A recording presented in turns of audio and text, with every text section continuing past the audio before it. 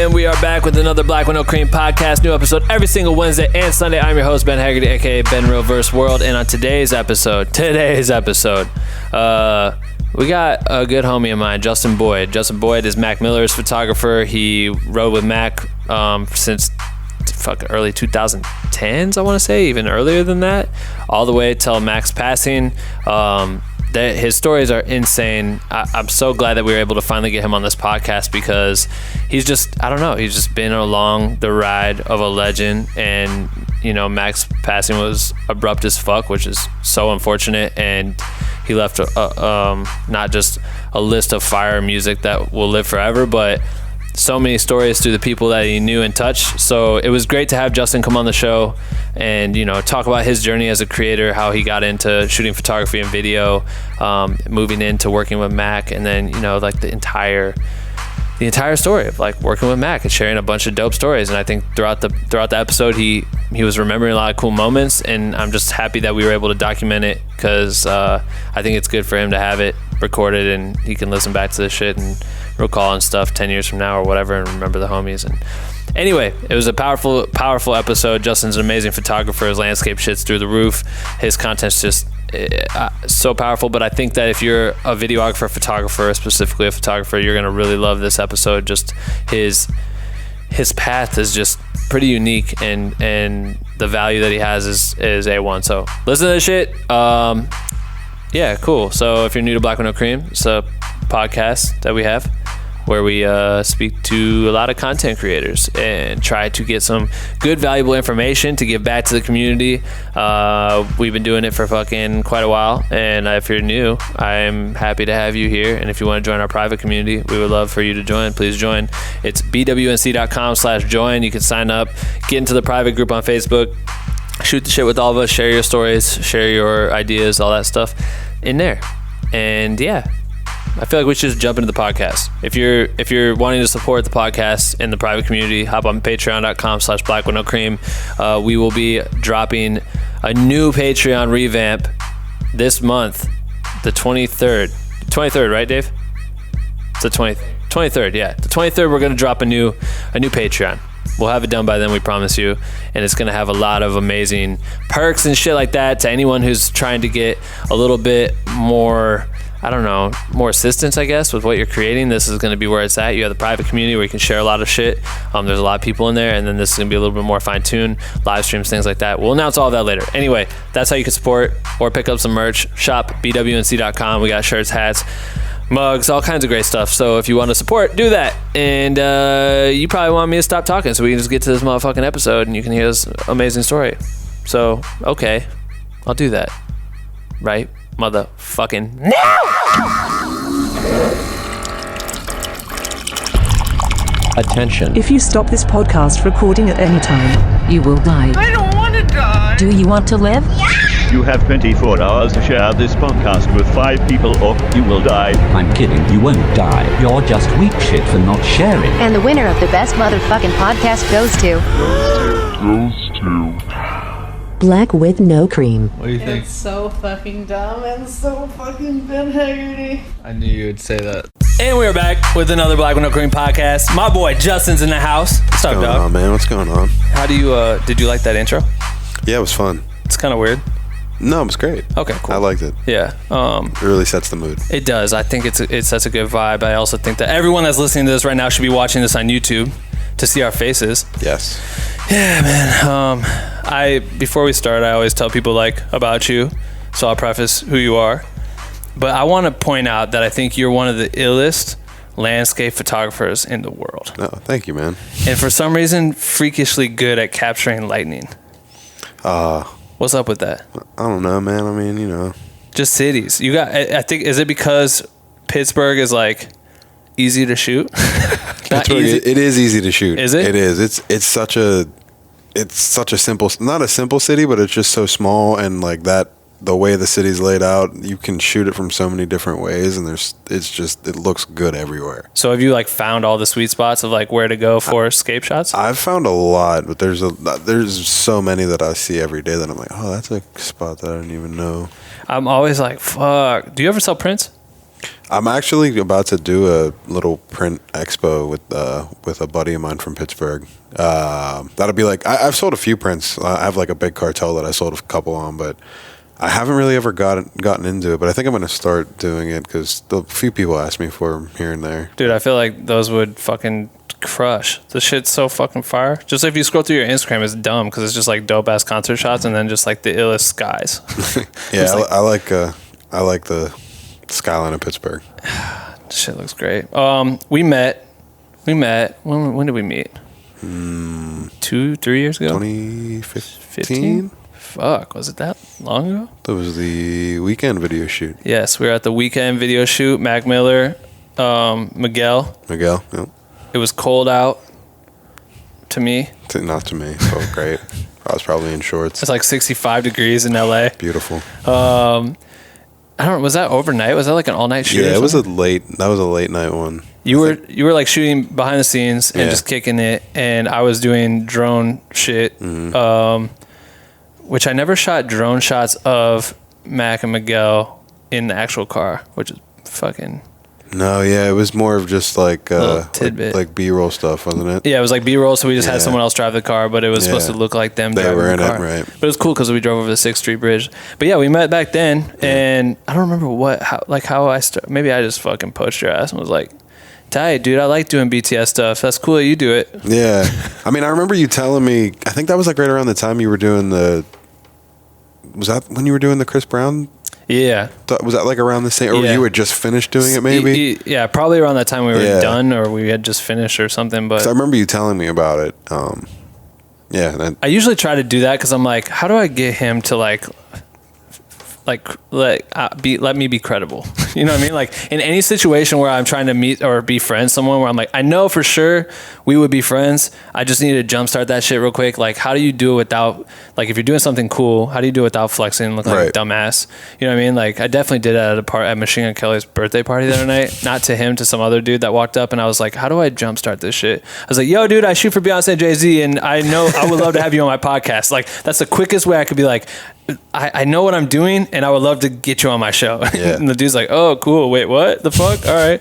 But I remember, we met that way, and then I started following your journey, and your fucking shit is dumb incredible. You shot Mac for, when did you start shooting for him? Well, so I started shooting for him, I think, in like 2010. Damn. Like originally when I started, then I stopped for a couple years, and then I started doing it again in like 2015. From like 2010 to like 2012, and then stopped for a couple years, and then he moved out here because I still lived in Pittsburgh. Right. And then he moved out here, and then he moved out here. That's why you stopped. Yeah, and then I was doing some other things, and right. You know, it was just I couldn't be here all the time. So, and then he had a bunch of shit going on. So, I was there, and then he came back for a little bit, and then he was doing. It was like.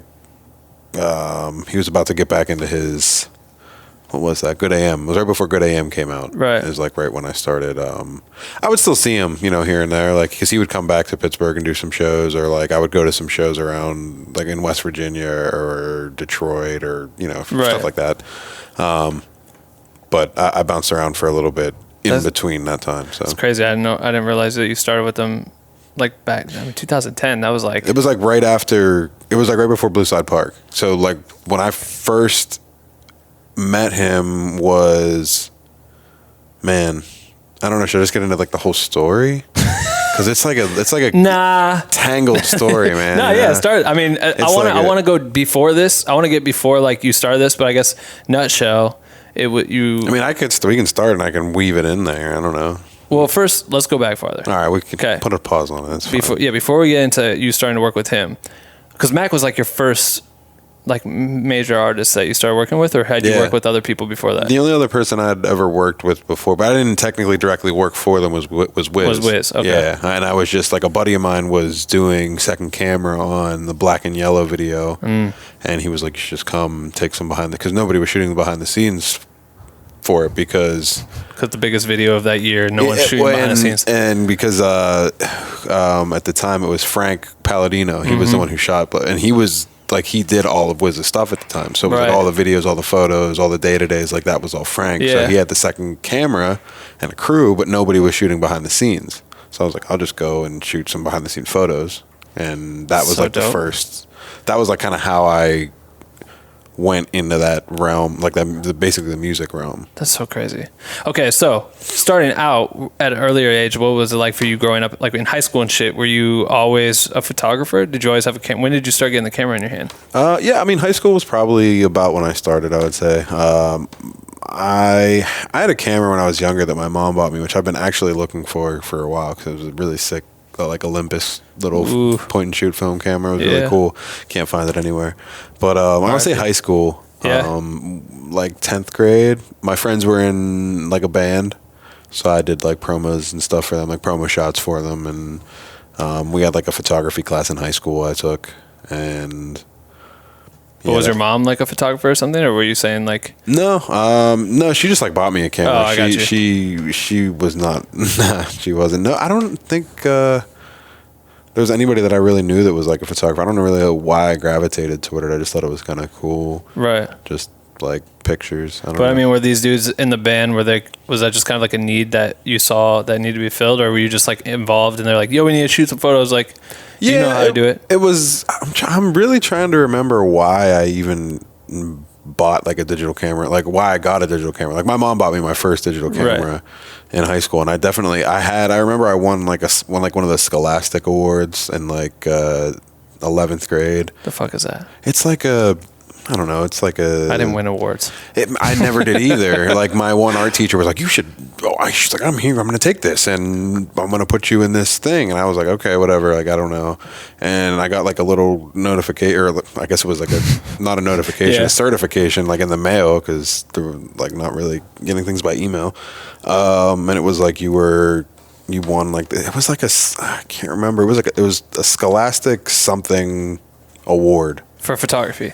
Yeah, it was like for the photo. It was Wow. like it was like best like in like our county maybe or, Yeah. or our city. I don't know I don't think it was statewide, but it was like nominated by my teacher, and then it was like voted upon by That's fucking dope. I don't know. So yeah, then I was like, oh, I guess that's cool. Yeah. So I guess I'm okay at it. Right. So I kind of kept doing it. So were you involved, like you said, your friends had it. What kind of band were they in? Were you always like into music at that time, or like going to shows and shit back then? Yeah, I was into a bunch of different music. Like what? They were in more like a heavy, like a, I'm gonna say, I guess like a metal band style.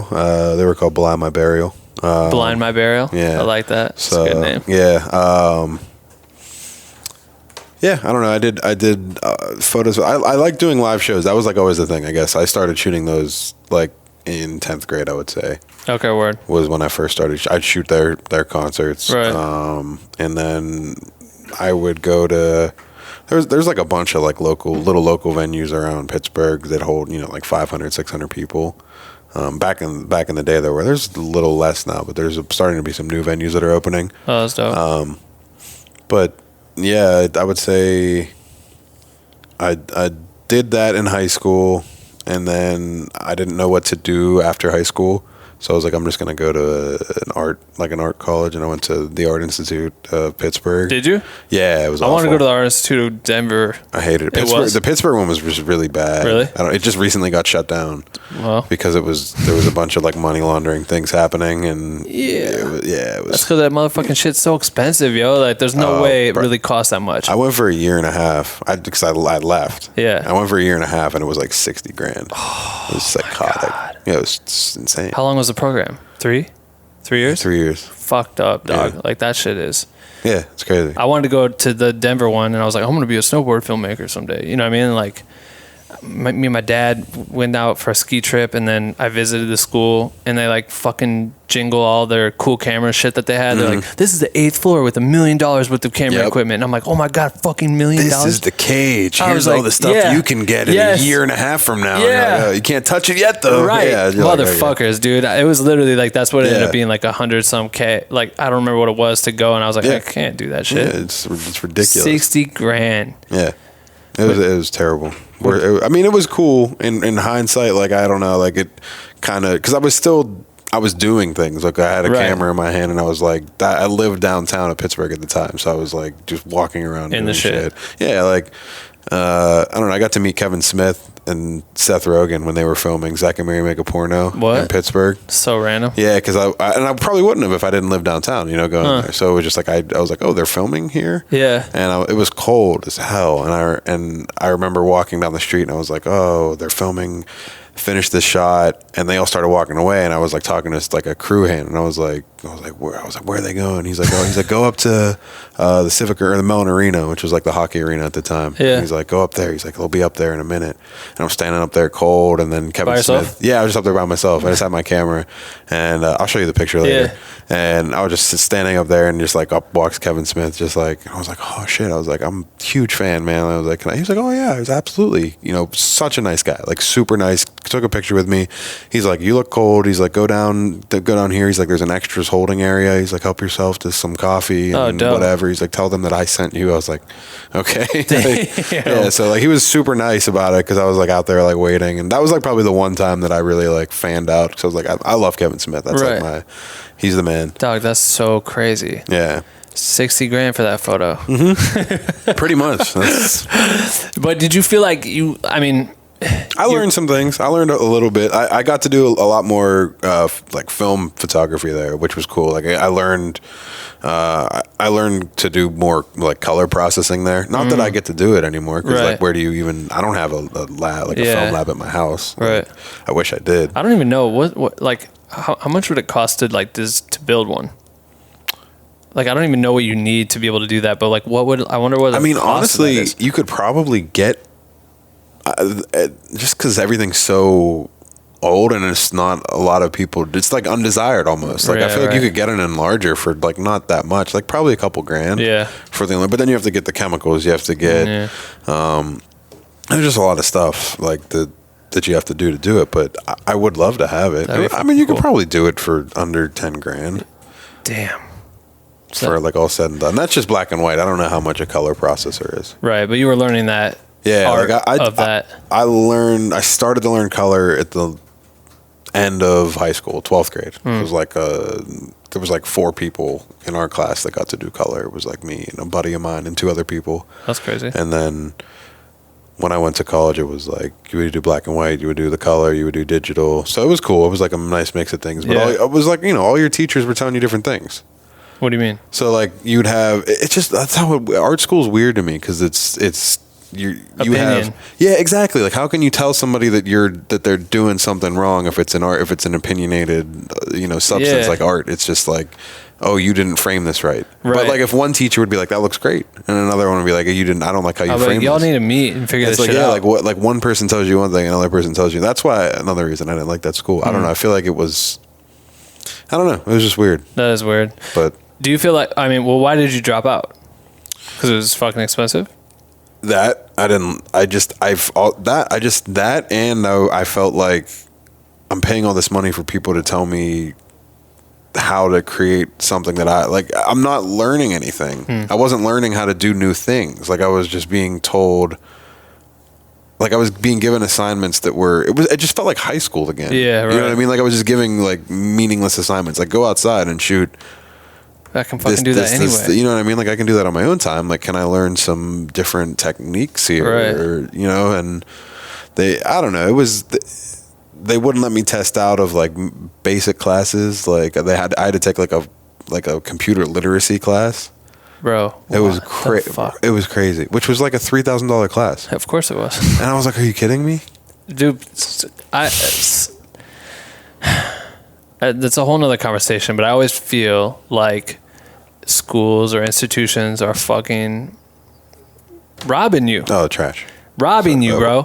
In the U.S. Yeah. I'm sure it's completely different elsewhere. It is. And I hear it's great. And I hear, that's why those motherfuckers are smart over there. Yeah. But I feel like here, like in a majority of the shit like that I did going in college, it was just bullshit shit. Mm-hmm. Like I had to go above and beyond to make it worth my time in a sense. You know what I mean? To just make sure I'm meeting people or trying to build relationships in a way where we could collaborate, or, oh, you're good at this. What if you work on this with me and this? You know what I mean? Like, no one was like pushing us to do that shit. Right. Unless it was like work in a group of 4. Exactly. You. And I'm like, they don't care about what I care about. This Yeah, doesn't they make don't sense. even want to do it. No, they fucking aren't even here tomorrow. Like that. So I don't know. I always get bent out of shape about that shit. But so in the year and a half time, were you still doing a lot of show shooting, or was it just kind of like you were shooting for the I was lessons doing, that you were being provided? Like, were they You're talking- forcing you to go out and like, oh, hey, go outside and shoot this, or try to do portrait shots of like old people? Or yeah, it would be stuff like that. It would be, there would never be like, I don't know, like there wouldn't be like no structure to it. It would be like, go out here for an hour, shoot. I remember the one it was like, go out and don't look through the, like, don't look through. I can't even think of like what it's called. The viewfinder. Yeah, I'm like, and just like Shoot hold from it the at hip? like hold it at your chest, or like hold it from shoot from the hip or from your chest, and then develop that role and see what it looks like. teaching you to become paparazzi. And I'm like, what is the point of this though? Yeah. And you're like, sometimes the best shots you can get are accidental, and it's like, okay, but I don't care. Like, what? I want to go shoot shit. I had to buy this roll of film that you want me to go develop and I'm a broke college kid. You want me to, spend $6 on this roll of film that I have to then develop, and then you're going to tell me that my print looks bad anyway. Yeah. So it's because I was always like I always like things contrasty. So that's Right. why I was always told I was wrong. Man. Well, okay. Even with the cons, what could you suggest to someone that is considering going to school, that say they are already in some sort of creative school or whatever it may be? What would you suggest would be like the best thing they could do in their time in that setting? You know what I mean? Like, to take advantage of whatever it is. To take advantage of it if you have access to, like we were talking about, like the equipment. Yeah. Like for me, it was, you had to wait a certain amount of time before you were able to rent or like take anything out, like check it out, sign it out. But yeah, if you have access to that equipment, like say you don't have access to some of the like cinema lenses maybe that they have, or the lighting or anything like that, the bodies that they might have. Yeah. Because I remember at the time when I went, it was, I'm trying to think of like the nicest camera, like the 5D hadn't even come out yet. Right. So I don't even know, because I was shooting Nikon still at the time when I was in college. So, Yeah, but yeah, I mean, it. just like take what you can. Like Right. if you can get in there and get access to these sick lenses or bodies or whatever you can, do it. Right. Yeah, even if it's not for like an assignment, just be like, I want to take it out. Exactly. I feel like that's the main thing I always try to drive them. Like, just go above and beyond. Like, don't just do what they fucking tell you. Like, exactly. Try to create your own challenges. Like, And like I was definitely doing that. I was doing, because I don't know if I was shooting some shows then. I wasn't really going to a lot of shows then, but I was trying to do, that's probably like right when I started shooting like stuff around the city. Right. Like that's when I was really, because I would go out at night and I would look for, because I really like nighttime stuff. And that's when I would start to do that. I would go out and look for shit that I could just shoot at night. Right. And that's probably where I started the love to do that. But that's crazy. and then the show stuff came more so, because I'm trying to remember the first time I really got to shoot like I would say that like the first Mac concert that I shot when we went to like Milwaukee in 2010. The I rave? think it was the rave, yeah. Woo. Yeah, that was the first time he sold the rave out. It was like the first time he sold that room out. That's It was sick. like sometime in 2010. I'd have to look it up. I don't remember. Damn. But that was like one of the first times I shot I got to shoot like a concert from the stage, and it was, stuff and you like that. traveled to it. Yeah. So, were you traveling with him? So we drove. It was me and I'm trying to think who it was. Me and Tree J and Bill. And I remember I was hanging out with both of them. We were shooting something. I think it was some like weed thing we were doing. I think he was like smoking an ounce or something. I don't know. Sweet content. So we were shooting that, yeah. And then like we're sitting there, and then Matt called Tree J and he was like, "You guys should come to the show in Milwaukee." And I was like, "All right." And we drove there. How far is that? Oh Pittsburgh to my God, Milwaukee. It was like 9 Yeah, I was hours, gonna say that's far as fuck. maybe 10 hours. I feel like I remember there was like a I remember we went over the, like we hit the time zone and it went back, and I was like, so do we have 4 more hours? Or, and I'm at the time, I'm like, I don't know how many more hours we have until we get there, because it was so late when we were driving. Like we drove the night before, because they didn't tell us until like so late. Damn. So like we didn't get there until like 4 a.m. like the day before the show. Right. And yeah, that's so funny. But yeah, that was the first time I ever got to like really shoot a show. It was pretty cool, you know. Okay, before touching on that, I just was thinking, like at this point in time, theory is everything. I feel like what you would learn by going to a college, like film school or photography school, whatever it may be, theory. And I feel like there's so many resources on theory at this point that are all over the place that are tangible, you know what I mean, without having to go into an institution to do it. And then $60K or $150K, imagine that's your budget to go and do test shit. Like they're charging you $3,000 to learn how to do a computer class, but like if you could take $3,000 and say, oh, I'm gonna fly to New York and I'm gonna do portraits of homeless people. Exactly. And like that's your assignment to yourself, and you don't know how you're gonna do it. You're just gonna spend. You have $3,000 to figure it out. Hotel $600, food is this much money. You know what I mean? Like that's what fucks me up about it. Is like at this point, I feel like at an early age, a lot of people don't know what they want to do.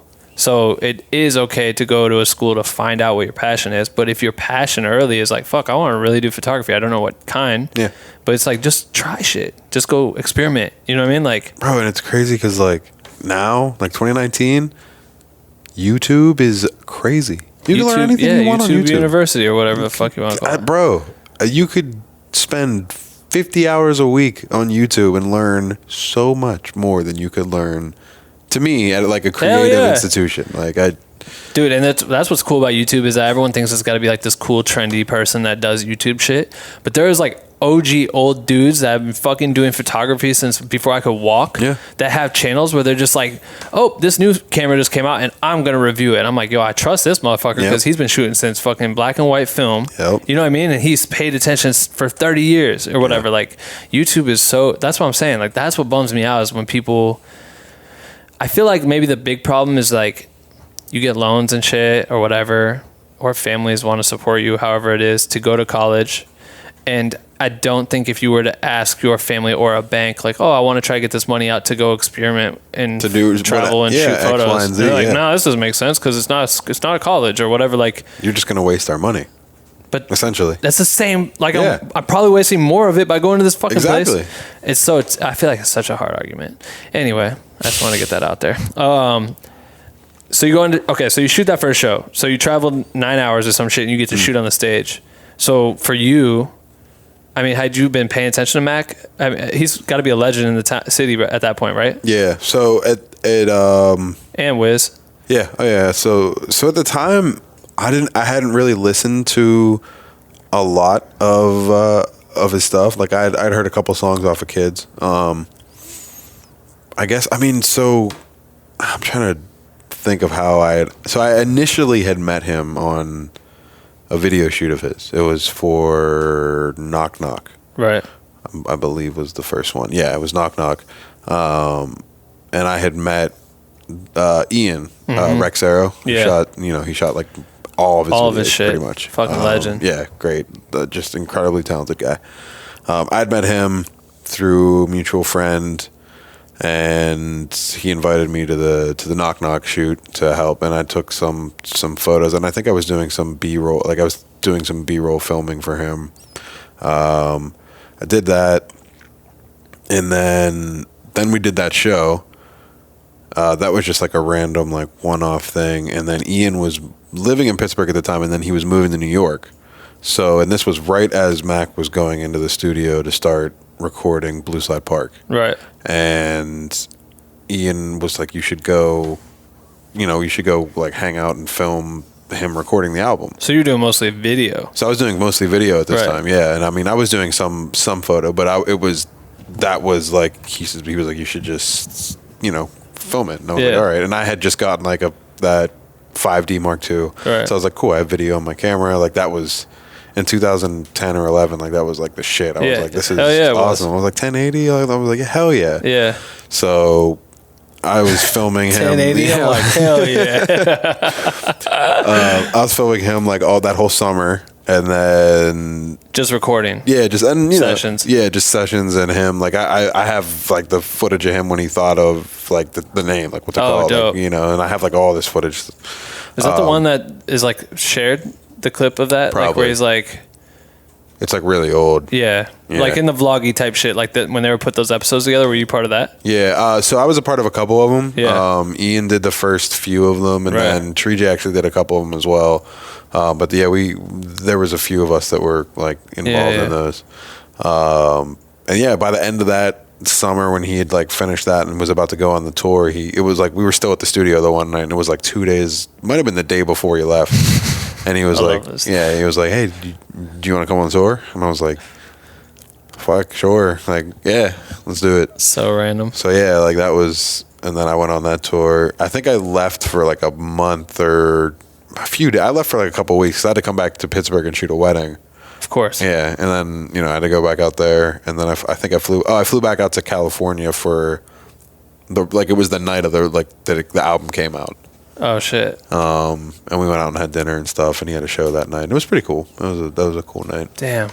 Yeah. That's so fucking crazy. I love how it's always like that last minute bullshit too. Like it's like, hey man, you're the last person we thought about because we just need to see if we had room in the bus and shit. But do you want to go on tour? Yeah. Yeah, sure. Let me go pack my bags and cancel Tonight, my jobs and shit like that. Like for the coolest opportunities. Yeah. Damn. What was that like getting to go on tour like for the first time? Oh, it was awesome, man. It was like. It was so cool. Like, it was a lot of fun. It was just so sick to, like, just to be in a different city every day, you know what I mean? Like, just, like, wake up and you're somewhere else. I never, and I don't know if you'll feel me. Some people don't. I know a couple people that do. I get the best sleep in the bunks, man. Dude, on this last tour in Europe, I was getting terrible sleep. Oh, I can't sleep in Europe. I'm You're too tall for Europe. What, in the double deckers? Yeah, but the only place I can stand is in the you're fucked, like in the stairwell. Yeah, you're like, just standing there, so your head's like. If I ever want to just stand up straight, I have to stand in the middle of the stairwell and just be like, oh man, I gotta get a stretch going. That shit sucks. Yeah, but U.S. buses, I'm cool. I'm cool with the U.S. buses too. Man. Europe, not really. I can't do it because you're hitting crazy bumps and boys are doing. I don't know. The drivers over there are wild. Dude, that's because they're fucking up there they never leave the bus. They don't sleep. They sleep in the bus. They drive the bus. Oh, they do sleep. I forgot. Then that little front. Always forget that. Actually, that's U.S. bus drivers have to get hotel rooms and have to like sleep. It's for like 8 hours. 8 hours, right? Minimum or something. Europe is like very taxing. Like the dude was showing me he has like this whole iPad thing, and it's very calculated on like his driving time, and he can get his license pulled if he doesn't follow the rules. Right. So they always have the two bus drivers. And that's right. And they swap. That's right. They swap. So it's like very calculated. Like, oh, we can only drive this far. I did forget that. Yeah, I forgot all about that. But it's funny because our driver had the front of the bus is like where they're at. Right. And in the U.S. you like go in and out from the front of the bus. Right. The little side door is weird. It's weird. But the front, he had like a bed that folds down so he can sleep there. And then the second dude had on the stairs to go up. Had like this weird hatch. Yeah. And he crawls in that shit. I remember I heard him down there the one day, and I was like, the fuck is that? What the fuck was that? I think it's like a fan. And our tour manager was like, she's like, that's the driver. He's sleeping. I was like, he's not sleeping. He was like saying, I was like, is he trapped in there? Yeah. I didn't even know. I had no idea. It's just, it's literally maybe like a 1 by 1. I don't know how he fit. I would never get in there. No, fucking way. It's a coffin, yo. Yeah. He's just like sliding in there and just night. Yeah. Even though I'm like sitting over here with the curtain, curtain shut. I don't know. I feel like that's easier because you can get out quicker. Like, what if that bus flipped into the water or some shit? We had to like swim out and this guy's just in a fucking hatch. Damn. That's crazy. Don't put that. Knock on wood. I hope all bus drivers in Europe are good, but like that shit's creepy to think about. Yeah, that's what you'd be thinking about when you're like, man, that's why I don't like the double deckers, man. Because that shit sways too. That's why I can't sleep because I'm like I sleep on my side, so it like tips me over, and I'm like, see, I'll sleep on my back just like I'm. Yeah, you're blessed. You're blessed. But I have to have that air pumping in. Me too. Hit my face. If anyone turns it above like 66, like it's I get so mad. Bro. I know, me too. Man, Bus 101 right there, guys. Yeah, that's crazy. I hope everyone can, if they're interested in touring, shit gets to experience a bus because that's all I wanted to do when I was younger. Like looking up, because all my homies toured in like vans, and I was like, man, one day you guys are gonna have the bus, and I'm like, because like we went. I remember the first time we were on, it was like Warped. What's like the metal version of Mayhem Fest? Mayhem Fest. You ever hear that? No. Oh, so we went to this Mayhem Fest. I don't know. It's like the metalcore, like Tight. Warped Tour type thing. And my buddy was tight with one of the singers from this band, Suicide Silence. Mm-hmm. And I remember we went on their bus. And like we went and like smoked like a joint or something on this bus, and we're like, oh, this is so like we were like I don't know, like 17 or something. This is so sick! Like, oh my god! Yeah. And I was like, yeah, one day, man, we're gonna be on the bus. It's gonna be sick, dude. But yeah, that's the same. I was the same way, dude. Like coming up, we toured in all our punk bands and shit. We'd travel in like 12-passenger vans, and then you're just dreaming. Actually, I used to talk shit on tour buses. I would be like, dude, fucking these guys are idiots. Like they spend so much money on fucking the bus. Like I'm always gonna ride in the van. Like we're always gonna ride in the van. We're gonna pocket that money. Like I'm not gonna pay $3-4K a day just to ride a bus. And then as soon as I like, bro, it's the whole different life. You get older. Yeah. you're like, oh, yeah, I need to get a bed. Yeah, fuck that. That's crucial. Kitchen, fucking that condo bunk. Yeah, please, God, the condo bunks. That's where it's so rare. Man. I think I only had 2 tours with the condo bunks. Maybe just one. I don't even remember if it was 2. Damn, might have been like a tour and a half. I had it on Q's tour, and it was because Q's tour manager, he thought he got the condo bunk, so he's like, oh, let's get the condo bunk. He was above me, and he didn't realize it just literally splits it in half for the top and the bottom is like even space. He thought I was just gonna stay the same, and he would have like this massive headroom. So when he came back, he's like, yo, what the fuck is this? I'm like, thanks, Keem, appreciate it, bro. Good looks. Had all this room, could sit up, fucking stretch out. Oh, it's so nice. Yeah, especially for you. You should have that on the fucking rider. Like, oh man, yeah, being tall is not fun on like a tour. I mean, it's not bad, but sometimes condo bunk is nice. Security guards, those dudes get the worst because they're like Big Mingo on Q's tour. I don't know how he fits in that shit. Like, man, me and Germ, who like is a producer, we were on the one. It was the Macadelic tour, 2012, and we had the studio bus. So there's only 6 bunks.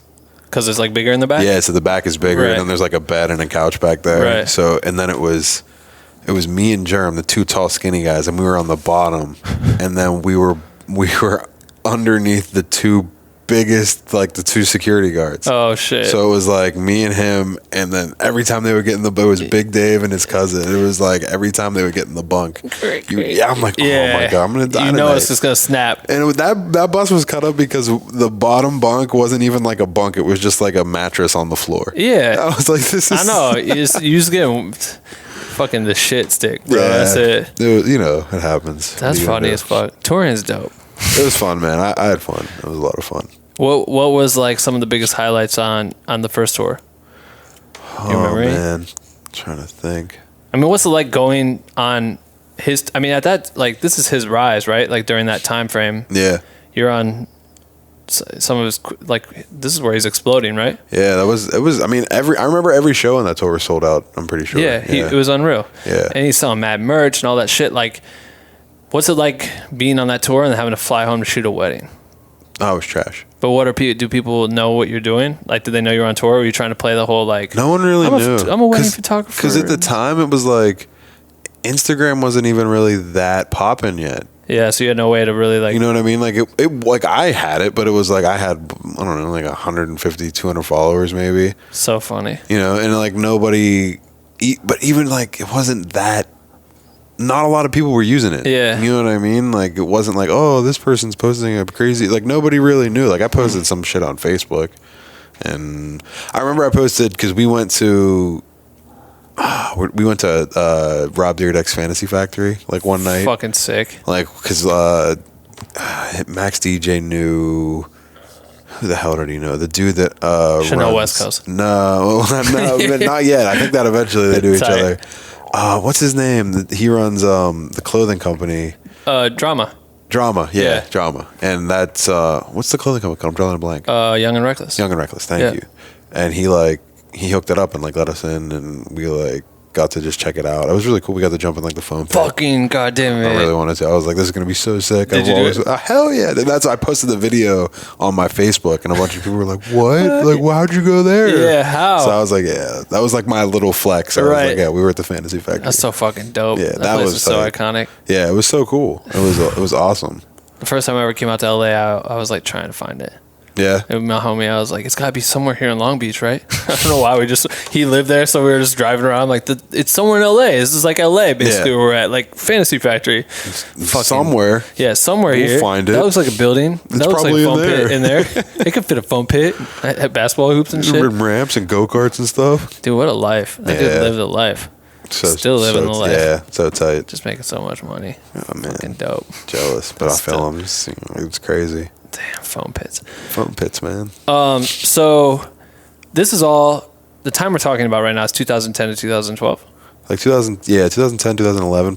I'm trying to remember if it was, I know it was the end of the year because it was like a October, November, December tour. It was like a fall, winter tour. And because I remember we ended in Pittsburgh like a few days before Christmas, I want to say, like late December. Yeah. I think that was 2010. It might have been 2011. I could be miscalculating my years. But in the gap of time before you had like off time with him, you did 1 or 2 tours. I did two. I did the Blue Side Park tour. I did the Macadelic tour. Right. And the Macadelic tour was like, it was weird because it was like college venues basically. So like college campuses, arenas, and it was really weird. Spring shows or some shit probably. Yeah, and like we couldn't, like you weren't allowed to like have alcohol on the premises or shit like that. Like you couldn't do anything. So it was like we always would stay at the hotels and then would drive over to. They were just like a weird tour. Yeah. I didn't really like that tour. But what I mean is it, like, talk about being on tour in the sense of like. You with Mac, you guys move like even on college campuses, like it's like the tightest shit because I feel like you have to move so securely and like but he's also getting swarmed by fans and shit and like you guys are legends. You know what I mean? Everywhere you pull up, you guys kind of could run the city. Were you ever like, I don't know what I'm really asking. I'm just thinking about how fun it is when you show up to like with an artist somewhere or you have to like move. Honestly, he was always like a very laid back. Like he went out, but like on tour it was never like let's go to the club or like, let's go do this. It was like let's get some food and watch a movie or something. Right. Or like let's, if it was during the day, be like, let's go to the mall, let's find something. Yeah. Which that was when shit would get crazy. It would be like if someone realized he was at the mall. I remember I can't remember what fucking mall we were at. I want to say we were somewhere in like North Carolina, I think. And we were just like walking around and we went into an Apple store and then someone saw him and then we left the Apple store, went into another store and then came out and there was like 60 kids just like standing there. I was like, how did you get here so quick? What happened? Like how did you all find him like that? Like how did you know? Because I didn't see, like I saw somebody like run away, I was like, oh cool, he like took a picture. Shit, I gotta talk to the gang. And then like it was just like there was just, and then the mall actually like let us out like through the back entrance. Like we went through, I think we went through like a Zoomies or something, like through a store, and then went out like a back door, and it was just wild. That's so crazy. Yeah, like that shit was always wild. Yeah. I feel like that's always really fun to be a part of those weird, chaotic moments where it's like, you feel like that's some Michael Jackson shit. You know what I mean? Like, there's been a lot of time. When we were in, was it Vegas? I think. Yeah, in Vegas, he was playing craps, like dice, and he threw. I don't remember how he had the dice that he was like, I'm gonna throw a midnight, like 12. And he like threw it down because it's like a one-time bet on craps. It's like you can bet on like just throwing a 12. Right. But it's like a 30-1 payout if you hit it. He bet on 12. He bet on 12. Right. And I think he bet like $100 or $50 or something. I don't know. I was like, okay. Yeah. And he threw it and it was a 12. And he hit it and he was like, all right. And he let it ride. And he fucking threw another one. He's like, I'm going to do it again. 3 times? And he did it, bro. The third time he threw it over, like behind him, and he hit it again. What's the value of that? Bro, it was like 20 grand. It was something crazy. Oh my God. It was something wild. I really don't remember. That was that. Just some ridiculous amount of money. Yeah, man. Some dumb luck. Yeah, like he had like that. He had like that wild luck, man. Like it was crazy. It was like he would just do like just the most random shit, and it would just work out. So what'd you guys do? Did you keep going until you lost it, or did you walk away? I feel like I wish I could remember. I feel like he took some of it, but he did keep going. I don't think he let the big amount. Yeah, he was like, I'm gonna take some of that. Yeah, I need that. Yeah. Give me that Chilly. Were you in those moments and shit? Were you always, you know, at that time, like especially with artists like that, you're always at their hip almost. You know what I mean? Yeah. Like you're kind of just always on call or whatever. Would you have had your camera in those situations? At that moment, I didn't because it was like the casino, and I don't, Yeah. and like they are not down with you filming, and because they're I don't know, they're thinking that you're doing some. But a majority of the time, you'd always have your shit. Yeah. And like I was more of like I've always been more of like a photo guy. Mm-hmm. So like when I started doing stuff with him, I was kind of more thrown into like the video side of things. Yeah. So I never considered myself like very good at it. I was more like, I think I'm a decent photographer. Like I think I'm a pretty good great photographer. homie. So like, thank you. Yeah. But like, I don't see myself as like a videographer. Yeah, I don't whatever. videographer or anything like But that. you would like, be doing both. Yeah, like and like I definitely know I've captured some really cool shit. Like I would make like little Instagram videos and stuff like to recap the the shows and stuff. Like the live stuff always looked. It's not hard to make the live stuff look good when he's there and the fucking we had like the great Petreka, like we had Petreka doing lights, like so it's you don't need much on the camera side of things for it to look good when that's all there. Were you just at Petreka's birthday, the bowling thing? I wasn't. I wanted to be, but I wasn't here. I wasn't in town. I was, and I couldn't get over there in time. I remember. I love bowling and Petreka. I didn't get to go. I love him, and I fucking suck at bowling. Oh, but man. I got an ill move, and if I would have came, I would have shut the bitch down. What's the move? I feel like I might have seen it on your Instagram. You probably did, because it's famous. The infamous move. It's called the 360 bowler bomber. That's what I call it. Oh, the 360 bowler bomber. And you just slide up. You don't really aim for nothing.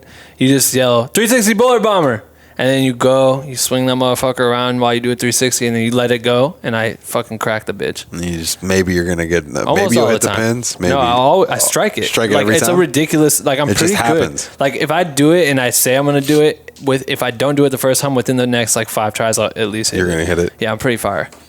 With Yeah. that only. That's But if it. I have to really bowl, I get like bored because you gotta wait for 6 people to go and you forget. That's why I can't bowl with that many people. You're I'll bowl with like drinking. 2 or 3 people. Yeah. Unless I'm in my league. Are you bowl good? with 4. You have a league? Yeah, I bowl. Oh, in you're a league. real bowler. I bowl, brother. Dude, I'll teach you this move. You'll go back and Let's crush do this it. shit. Let's do it. I've seen some wild shit. There was this guy that I saw bowling one time. I didn't used to bowl with him. I just saw him one time at the bowling alley I bowl at, and he was doing the wildest shit. Like he was bowling right-handed and then putting like a left-hand spin on it, or he was like going between his legs and but he was hitting strikes every time. Like he was doing crazy shit. Like he was going between his legs, putting a spin on it, and I was like, how?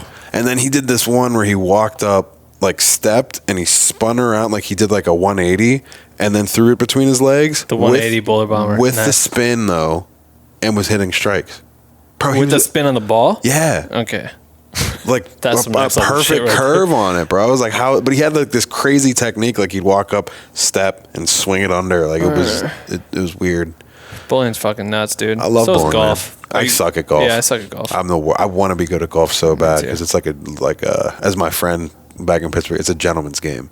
It is a gentleman's game. It's like deals get done on the golf course, That's man. true. It's like I want to be good at golf, you know. My homie came out here and he's been directing some big projects or whatever. Yeah. Mike, he was on the podcast too, but he would go golfing all the time and he would pay dumbass money to go to these places. He's like, dude, I would go and I'd meet this person. I go golfing with this person. Yeah. Like, you never know who you're gonna meet on the golf course. They're all Exactly. rich people just trying to kill time. And I can't go, but I can't just go to a golf course because I suck. yeah, Like I can't just show up and be like, yeah, let's play around a golf, and I'm shanking balls off in the fucking Hold jungle. on, I'll be right. I gotta go get it. And I gotta get another pack of balls because I lost my 12 already Do that you I have any came more with. tees? Yeah, I broke my fucking whatever that shit's called. My club is banned. Yeah, Like, damn. yeah, it's no good. I want to be good at golf, but I'm not. Yeah, I feel you. Not at all. Did you ever bowl 300? No, I was so close. Damn. 287 is my high game. Holy shit. I fucked up in the 10th frame. Holy fucking shit. Yeah, and then You'll never forget that. I won't. And then I want to say about a month ago, I bowled a 279, and I fucked up in like the 5th frame. I left one open or one frame spared. I was so upset. Those are the 2 closest I've ever been. But it's been one ball both times. Yeah. So that one in the 5th frame, I threw like I guess it would have had to have been a 9, I guess. Yeah, it would have had to be. You just had to throw a 360 bowler bomber, bro. Yeah, I should have. It's a direct hit every time. Every time. That's the only way I'll bowl from now on. I love that I'm now on your Instagram, and like the 9th photo you posted was the bowling alley. It's actually a video. It's the video. What video? It's probably, of the guy doing the 180 thing? No, it's probably just me. Oh, you being saucy? Throwing a sexy ball. Oh, probably. yeah, there he goes. Nice form. Bop. Hopefully we can play this over the thing. If Justin can add it, that'd be nice. There's a couple in there. All right, we'll play a couple, guys. Yeah, just load it up with have all this my B-roll over the bowling entire highlights. time. Yeah, let's just run it back. All right, anyway, back to, creating shit. So, 2 tours, you do it, boom, boom. He moves to LA. Is that when he was doing like the TV show shit? MTV and stuff like that? Yeah. Okay, wait. Before we get there, Macadelic and Kids. Blue Side Park. Or Blue Side Park. Yeah. Would he do the live stream shit when I remember, dude, I looked up to the Mac. Ustream. Ustream. That was, so I think he did that for, I don't know if he did that for, he didn't do it for, did he do it for Blue Side Park? I think he did it for Blue Side Park because we were in California and he did it, I'm pretty sure. And then like he did it played for a show. kids. He played a show and like after the show I remember him live streaming and being like, it's out right fucking now. Yeah. We were in California. He had the show at the House of Blues and then we might have went to dinner first. No, we did the Ustream and then we went to dinner because he dropped it on Ustream, Right. I'm pretty sure. And he let it, because that was like on iTunes. That was like the first. And then it debuted #1, I remember. It was crazy. That's fucking crazy. Yeah. That is fucking insane. Yeah. That's insane. I used to look up to him so much, like from me musically and shit. Like I would look up to him musically, like people that would compare to like what we were kind of doing would be like them. Chitty Bang was like pretty popular playing it like in the college market. Those were like the artists that were coming through or whatever. And then obviously like the icons, but for upcoming people, you'd always look up to his shit, and I'll be like his work ethic, the content that would be coming out all the time. I'm studying that shit, which is weird to think that is your crazy, fucking man. content. You know what I mean? Yeah. Like you, Rex. I remember looking up to Rex's shit. Like, how the fuck does he make these videos? Bro, he like him and Mac like paved the way for that like that 100%. do-it-yourself music video style, man. It was so crazy. Was it Frick Park Market or whatever? Yeah. Is that the video where they're like in this? He's like he had like neon lights and the girls like that shit. I was like, oh, they got money this time. This time, like, this looks like they really had some money behind it, where they just bought all the LED lights. So we did that at his mom had like a studio space, and we had this like one room that they rented out. It was in Lawrenceville in Pittsburgh, and it was like, I remember we had that studio space out, and then we shot it, and we shot the other part actually in Frick Park Market, like in the actual market. That's sick. They let us go in and film it, and it was like really cool. That was pretty neat. That's so dope. Yeah. Yeah, there was so many things I would study, just the way they moved as a team, the way you all moved as a team, and I don't know, it's just the way they did it, and the way I remember going to one of his shows. What year was this shit? He was in Iowa. What was the shirt, like the thumbs up shirt, was which album? That was probably the Kids Tour. Kids Tour, right? Yeah. So I remember him playing in our hometown, or like not my hometown, Des Moines, Iowa, or whatever. But I went there and got in. My friend ran the show, so he like got me into this shit. Sick. And I was like, all right, I want to go check this out. And it was like 3,000 people, sold out. And I think he was just starting to play these types of venues.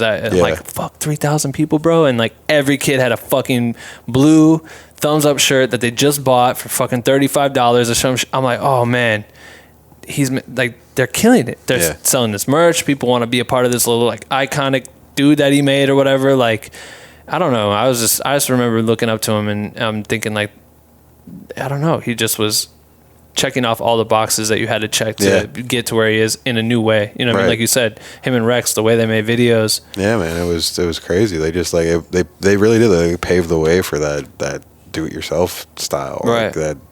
Like that creative way. Like they had like I'm pretty sure Ian just used like a 1D, like a Canon 1D and a Steadicam. Yeah, like that was it. I know. You know what I mean? And for the longest time, that was their run and gun aspect. Like, just let's make everything around us cool, and then until it was like, you know, oh, you can rent these. We have cameras. A little bit of we have a little bit of money. We can rent some lights. We can do this. We can put a concept behind that, and yeah. But it was that shit was awesome, man. It was so cool to see and like be a part of, man. It was really was. What do you feel like you learned the most working around Ian? Oh man, I probably learned like from him, just like storyboarding stuff, like just to plan shit out, like just making sure that you have everything, like for video aspects anyway, that, because I was, like I said, I was never the strongest in the video, but just learning to scheduling, I guess, is probably the best way to how you want to get each shot and how everything is going to be laid out. But all that transcends into like photography and any other form of creativity, absolutely, which is cool. But like for video, it's different because I would be like, oh yeah, we can get that shot in 5 minutes. When in reality, it's like, well, you got to think about the setup. You got to think about, how many times you need to shoot this and that. But I was never really much of the music video shooter anyway. I want to see. I remember, this will be hilarious because this will be some fucking full circle shit. I remember I messaged. This is funny as fuck, actually. This is 2011. I just looked up Tree J. Oh, man. On Facebook.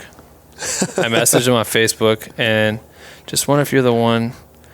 We'll see what I say. Just wonder if you are the one who is in full effect of making the Mac music videos. What the fuck was I talking about?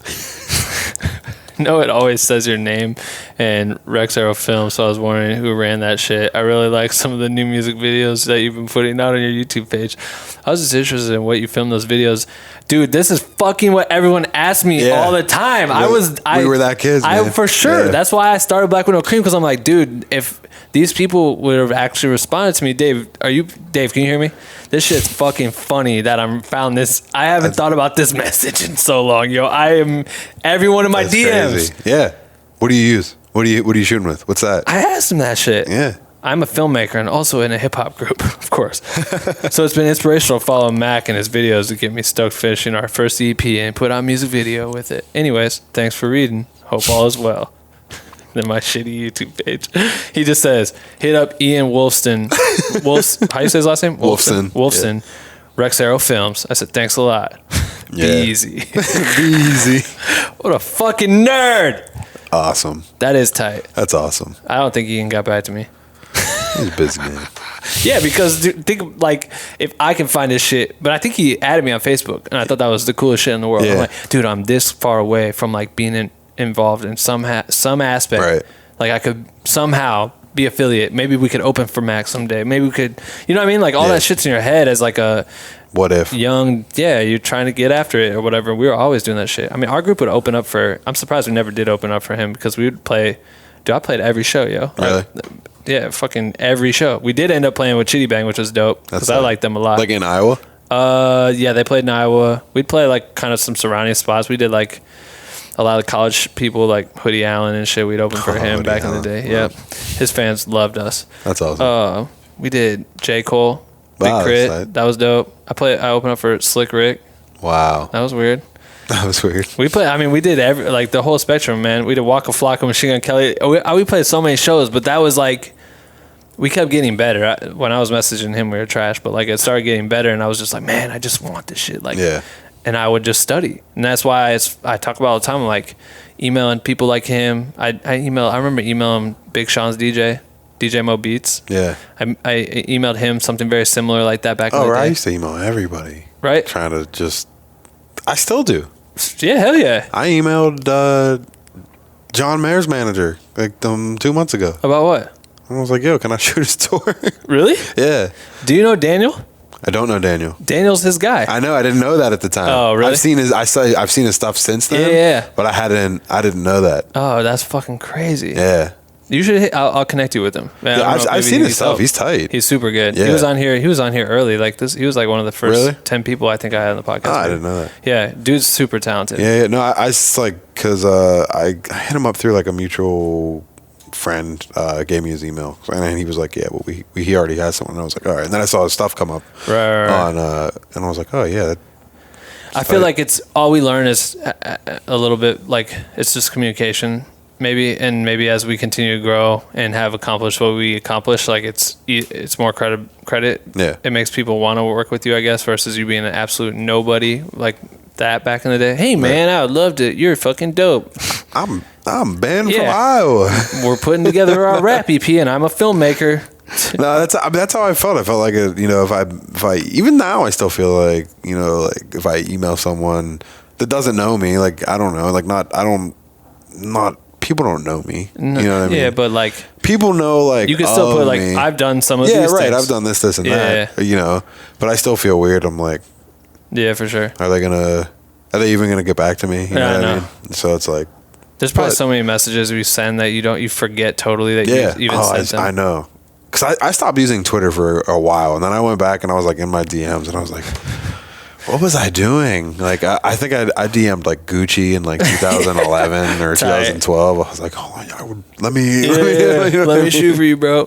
Man, yeah, I think there's a time and a place for it, and I think we should always shoot. Everyone should shoot their shot. Oh, definitely. 100%. Absolutely. I think the best thing you could ever do in that is to try to be straight to the point, but as like correct as possible. Like, I hate when people talk to me, and I just clearly did it to this dude, thinking like, oh, maybe if he thinks I'm one of them. Yeah, man, this shit is dope. The new music video is tight. Like, don't talk to people like that. Just be like as formal as possible, and just be like, hey, this is what I'm looking to do. This is what I can do. But offer anything you can. You know what I mean? That shit helps, I think, in a million. Yeah, that definitely, to come at it that way is way more respectable. Right. You know?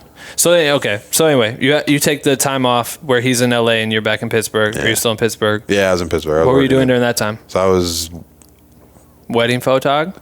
Did a couple weddings. I was working at I was working at Guitar Center. Really? Yeah, in the meantime, basically. Right.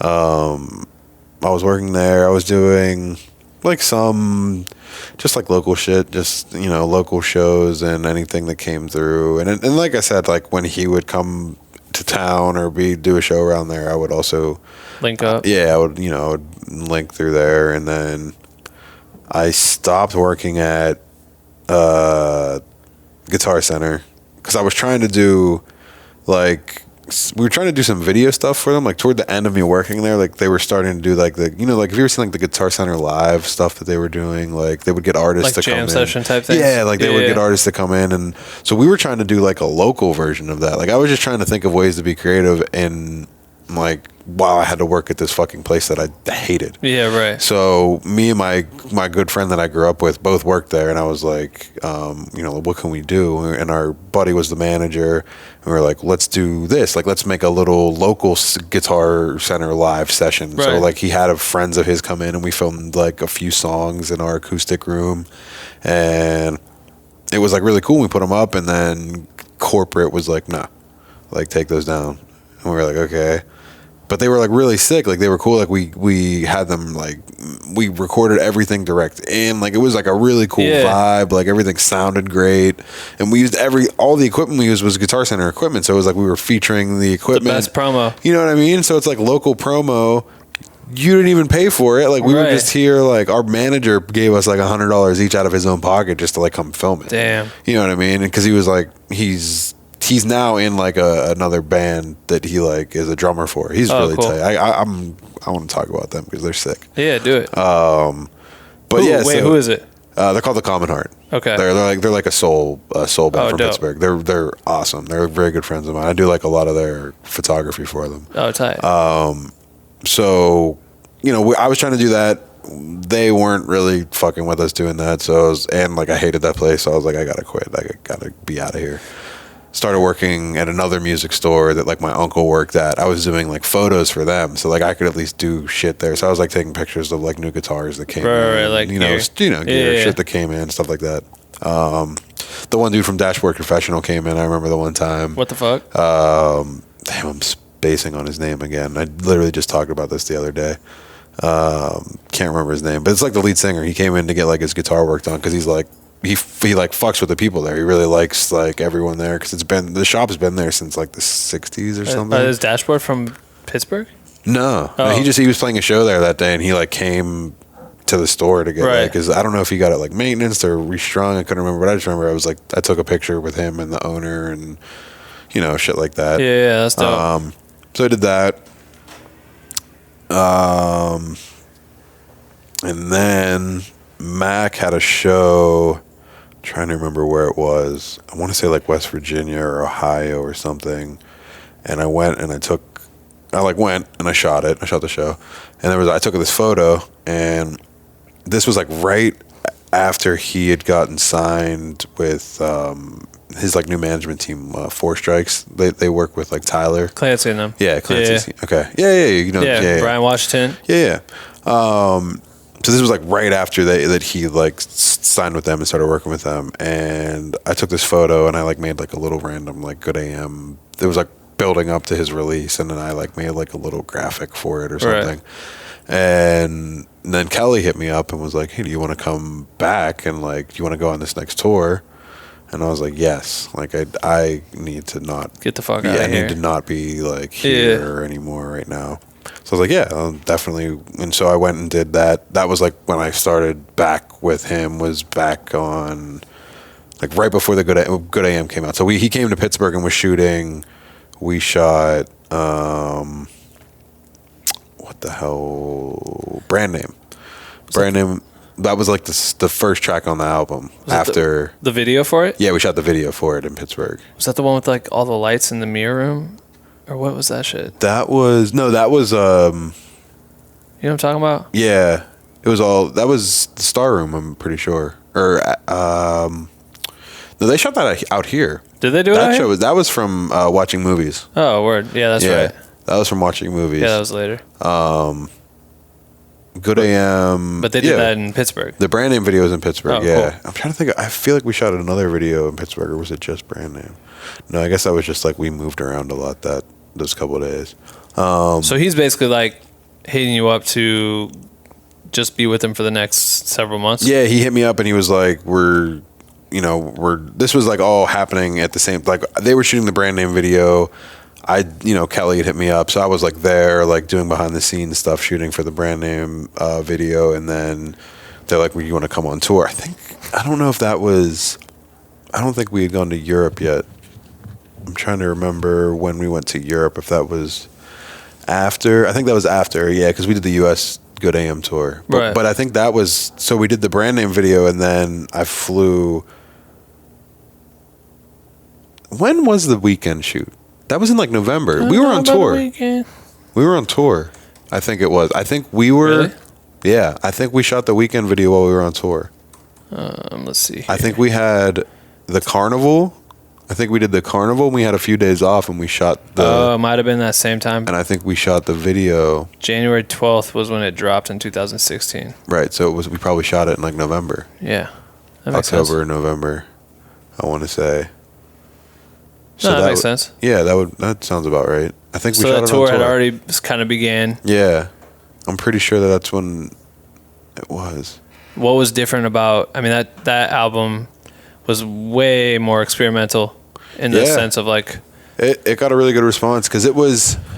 I remember I went to a couple of the space migration shows that he did with like the Internet and like Chance and Earl and Vince Staples. Like that was... I really wish I would have been on that tour. I didn't go on that tour. And I really wish I would have. Yeah, that would have been crazy. That tour was awesome. Right. Like, I remember when I first saw it, like the first show live. I think I went to the Ohio show, and I was, because I just went to just go. I didn't go to shoot it. I just went to watch it, and it was fucking amazing. I was like, this is great. Like this is so fucking awesome. And then the Good AM. I just remember it was like really. I remember he was like really thinking that people weren't gonna fuck with Good AM for some reason. I don't know why, but it was like it was such a great album. I really like that album a lot. Yeah. And those shows were. What you mean before it dropped? Yeah. He just had. He didn't think that the shows were gonna.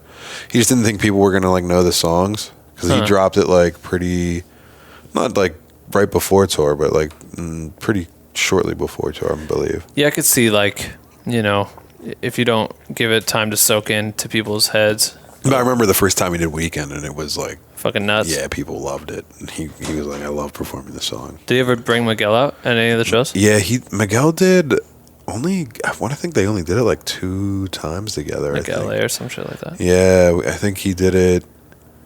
I think it might have been the Carnival. I know one time that it happened, I wasn't there because I couldn't make it to the show. Of course. Right. Fuck. Yeah, like I was like, damn it. Well, when he started dating, Ariana Grande? Yeah. That was like 2016. Same time, right? It was like so it was the summer of 2016. Right, because I remember you started shooting photos of her, and I was like, yo, that's crazy. Yeah, it was. I just remember I was out there right before Divine Feminine was about to drop, and that was like they had just started dating. Yeah. And everyone thought that album was like about her. Yeah. And it was like he had like written that album like before Way they before. had even started dating. You know what I Right. mean? It was like nothing, no correlation to it at all. But of course, that's what people were going to write about it because they had He just just started wrote, dating. recorded, and mixed and mastered and put it out right this now. whole album within the last month. Yeah. Like come on. But that I just remember I went out there and I was, because he had hit me up and he was like, he's like, I want you to come out and we're gonna shoot like a bunch of shit and just put out stuff to do like the countdown, because there was like, he hit me up, there was like I want to say like 2 weeks before it came out, and I flew out and it was like I got there like on day 10 until it came out. So I remember we just like shot a bunch of, we just like went around and did shit. Like we went into the record shop, we went and got food, we did, we just went around and did random shit. Like very candid, like type. Yeah, shoots. just like we were, and then he had a bunch of like promo and press runs he had to do. Like we went and he did that. I think it was for Dish Network. Like he did the whole album, start to finish. Like they filmed it with a live band, and like CeeLo came out. Damn. And Ariana did like her song, and like Neomza was there. Like they brought all the features out. I think there was like one that didn't. I don't think Kendrick could go for. I don't think Kendrick was able to make it for God Is Fair. But I remember like he had like an interview that day that we were filming, and he filmed that, and he filmed like a Funny or Die skit, I think, that day as well. Like there was a bunch of shit that we were doing like that week leading up to the chaos. album. Yeah, and then I just remember I was like, this is crazy. I was like, oh, like Ariana's just like here. Yeah, I was like, just like the biggest pop star, just like here. Right. Like, okay. That was a cool experience. But I remember like seeing you, like as obviously they were like be together and you were with them. Like she would be like sharing your shit too, like or whatever. Like so, obviously you guys could build a relationship because everyone's with each other all the time at some point or whatever. But what's the difference of being like? Did you feel like you had to move differently with her stature versus Mac being like very chill with you, and obviously like what you know? Yeah, it was definitely a little different. I mean, it's like there's approval processes and shit like so that. many more eyes on that whole situation. Like it's just like anything that I took, like I would like make sure that she had liked it first, make sure that it was okay with her. As long as she liked it, like that's the most important thing. Yeah. But was that how it was for you? You basically would send like your selects or whatever you thought were dope to her, and then she would say yes or no? Yeah, essentially. Cool. Or like she would even just come through and be like that's like that was a cool thing. Like she was kind of like personal about it. Like she would come in and be like, I like these ones, or like even like she would just go into Lightroom and be like, I'll just star the ones that I like, and then you can do whatever you want. So that's dope. That was cool. Yeah, that would makes it like a lot easier. Sometimes I think like when their management gets too hands on, it's like you almost have to like, all right, you took these photos, like we need to see everything right now, and we need to make sure that we approve all this or whatever she says. Yes, you need to send to us. You know what I mean? So many different artists are like that. At that point, it's like with her, it's like who else is gonna have final say but her? You know what I mean? Like Scooter, I don't know. Yeah, maybe Scooter's fucking Scooter, but still, it's yeah, like, still he's working for her. You know what I mean? At the end of the day, it's like if that's what she wants, or that whoever, like I don't know. To me, that's like who gets final say for sure. Fuck yeah. Yeah, but I never really ran into any like weird things. Yeah, like nothing really crazy. Did you feel like? I mean, was there? I don't know, like just being able to post content of that, like that was like such an iconic like little couple, you know what I mean, on the internet. I feel like that shit took swarm. Did you start getting? My homie Andrews directed a video with her, like her tour, her like whatever the shit that plays during the tour. He did a bunch of stuff for her like that, and I don't remember what they did. They posted a photo. She posted a photo with him and tagged him in it, and he got all these fucking fans. Crazy. Yeah, tons of fans. I'm sure you know. Yeah, like, I got the Beehive for life. Exactly, and all the fucking gangbanging like Crip homies. You know what I mean? Like it's wild. I remember like the first photo I think I got that she tagged me, and I think we were at like Fright Nights or whatever the like thing is at Disney or Universal, the Halloween thing. Yeah. and like my shit exploded. Like it exploded. I was Really? like, this is insane. I remember the first photo I like took of her that she posted also. Like I still, like, to this day, that was from like 2017 maybe. To this day, I will get tagged in random. It was reposts. Like, yeah, like Omaha. This was this. I shot like 3 or 4 of her shows, I think, and like there's still pictures that'll just come up, and I'm like that still just pops up. Like that's nuts. Order a print. Get that motherfucker out there. This is wild to me. It is You really know, crazy. Like how many people. Like it's crazy. Man, the way Beyonce's fans regurgitate this content is like we'd be posting like micro moments, whatever gifs on her website. I didn't even know that you could like before like the screen capture on like the iPhone. I didn't know that you could just like take things from people just like grab things from Snapchat, Instagram stories, and I'm like, how are you? Like, I would never even be able to like figure it out. Like people were doing this like 4 years ago. Yeah. I'm like, how are you grabbing this so fast? YouTube like, to MP4. Yeah, Instagram like, to like, MP4. You just Google that shit. Bro, but it's so crazy to me that people were just like on it so fast. It's like you post something crazy. and literally seconds later, like that someone's fan account with 30,000 followers post saying, yeah, it's Dude, like they would take all of our little micro moments and they would make a collage out they of make them? their own edits. Yeah, like here's that's a full recap of Paris, and I'm like, we don't even have to do shit anymore. Like they just did it. Put the clips out there and they'll but it'd take be care of like it. terrible, like iMovie, like just drop them all and put a song behind it and let it run. I'm like, all right, cool. 480p. Someone went ham though. Someone went ham. Yeah. But yeah, by the time that they were able to export Get it back. it was compressed as shit. Like, man, that shit was. There was a fan, yo. Beyonce Live. That's the Instagram account. This dude has the biggest Instagram. I don't know. That's what he said. He said he has the biggest fan account. It's like 700,000 followers behind this shit for just Beyonce fan page shit. But we were out walking around in Paris, and before the show, it was actually crazy. This is probably my best show I've ever been to, is because in Paris, France was in the World Cup for the finals, and they played in Paris that day, and we had the shit streaming in our stadium before the show, so everyone came early. And they were all so hype. Went fucking crazy. So we were like walking around, me and Dave were story. like filming shit, and this dude's like, bad, from way far away, and I knew I heard it, but I was already walking away, and I like look, and I see this dude, and I'm like, he's like, oh my God, he's looking at me, I love you. And I was like, oh shit. And I just like was like, sup? And I just kept going. Yeah. But eventually I had to walk by him. And when I walked by him, this dude fucking was like, oh my God. He just hands all his shit to someone else, and he's trying to get his phone out to take a selfie and like tripping. And he starts filming himself, and he's like, this is Ben. Ben is the videographer from Coachella. He's filmed the Queen. Blah, blah, blah. He's saying all this shit. And I was like, yeah, man, thanks. Gave him a hug. I was like, all right, later, bro. I'm like, whoa, that's crazy. I got like a real ass. So wild, man. Fuck, man. That shit. It's always wild. The funniest to me was, so like I used to get mistaken for Ian.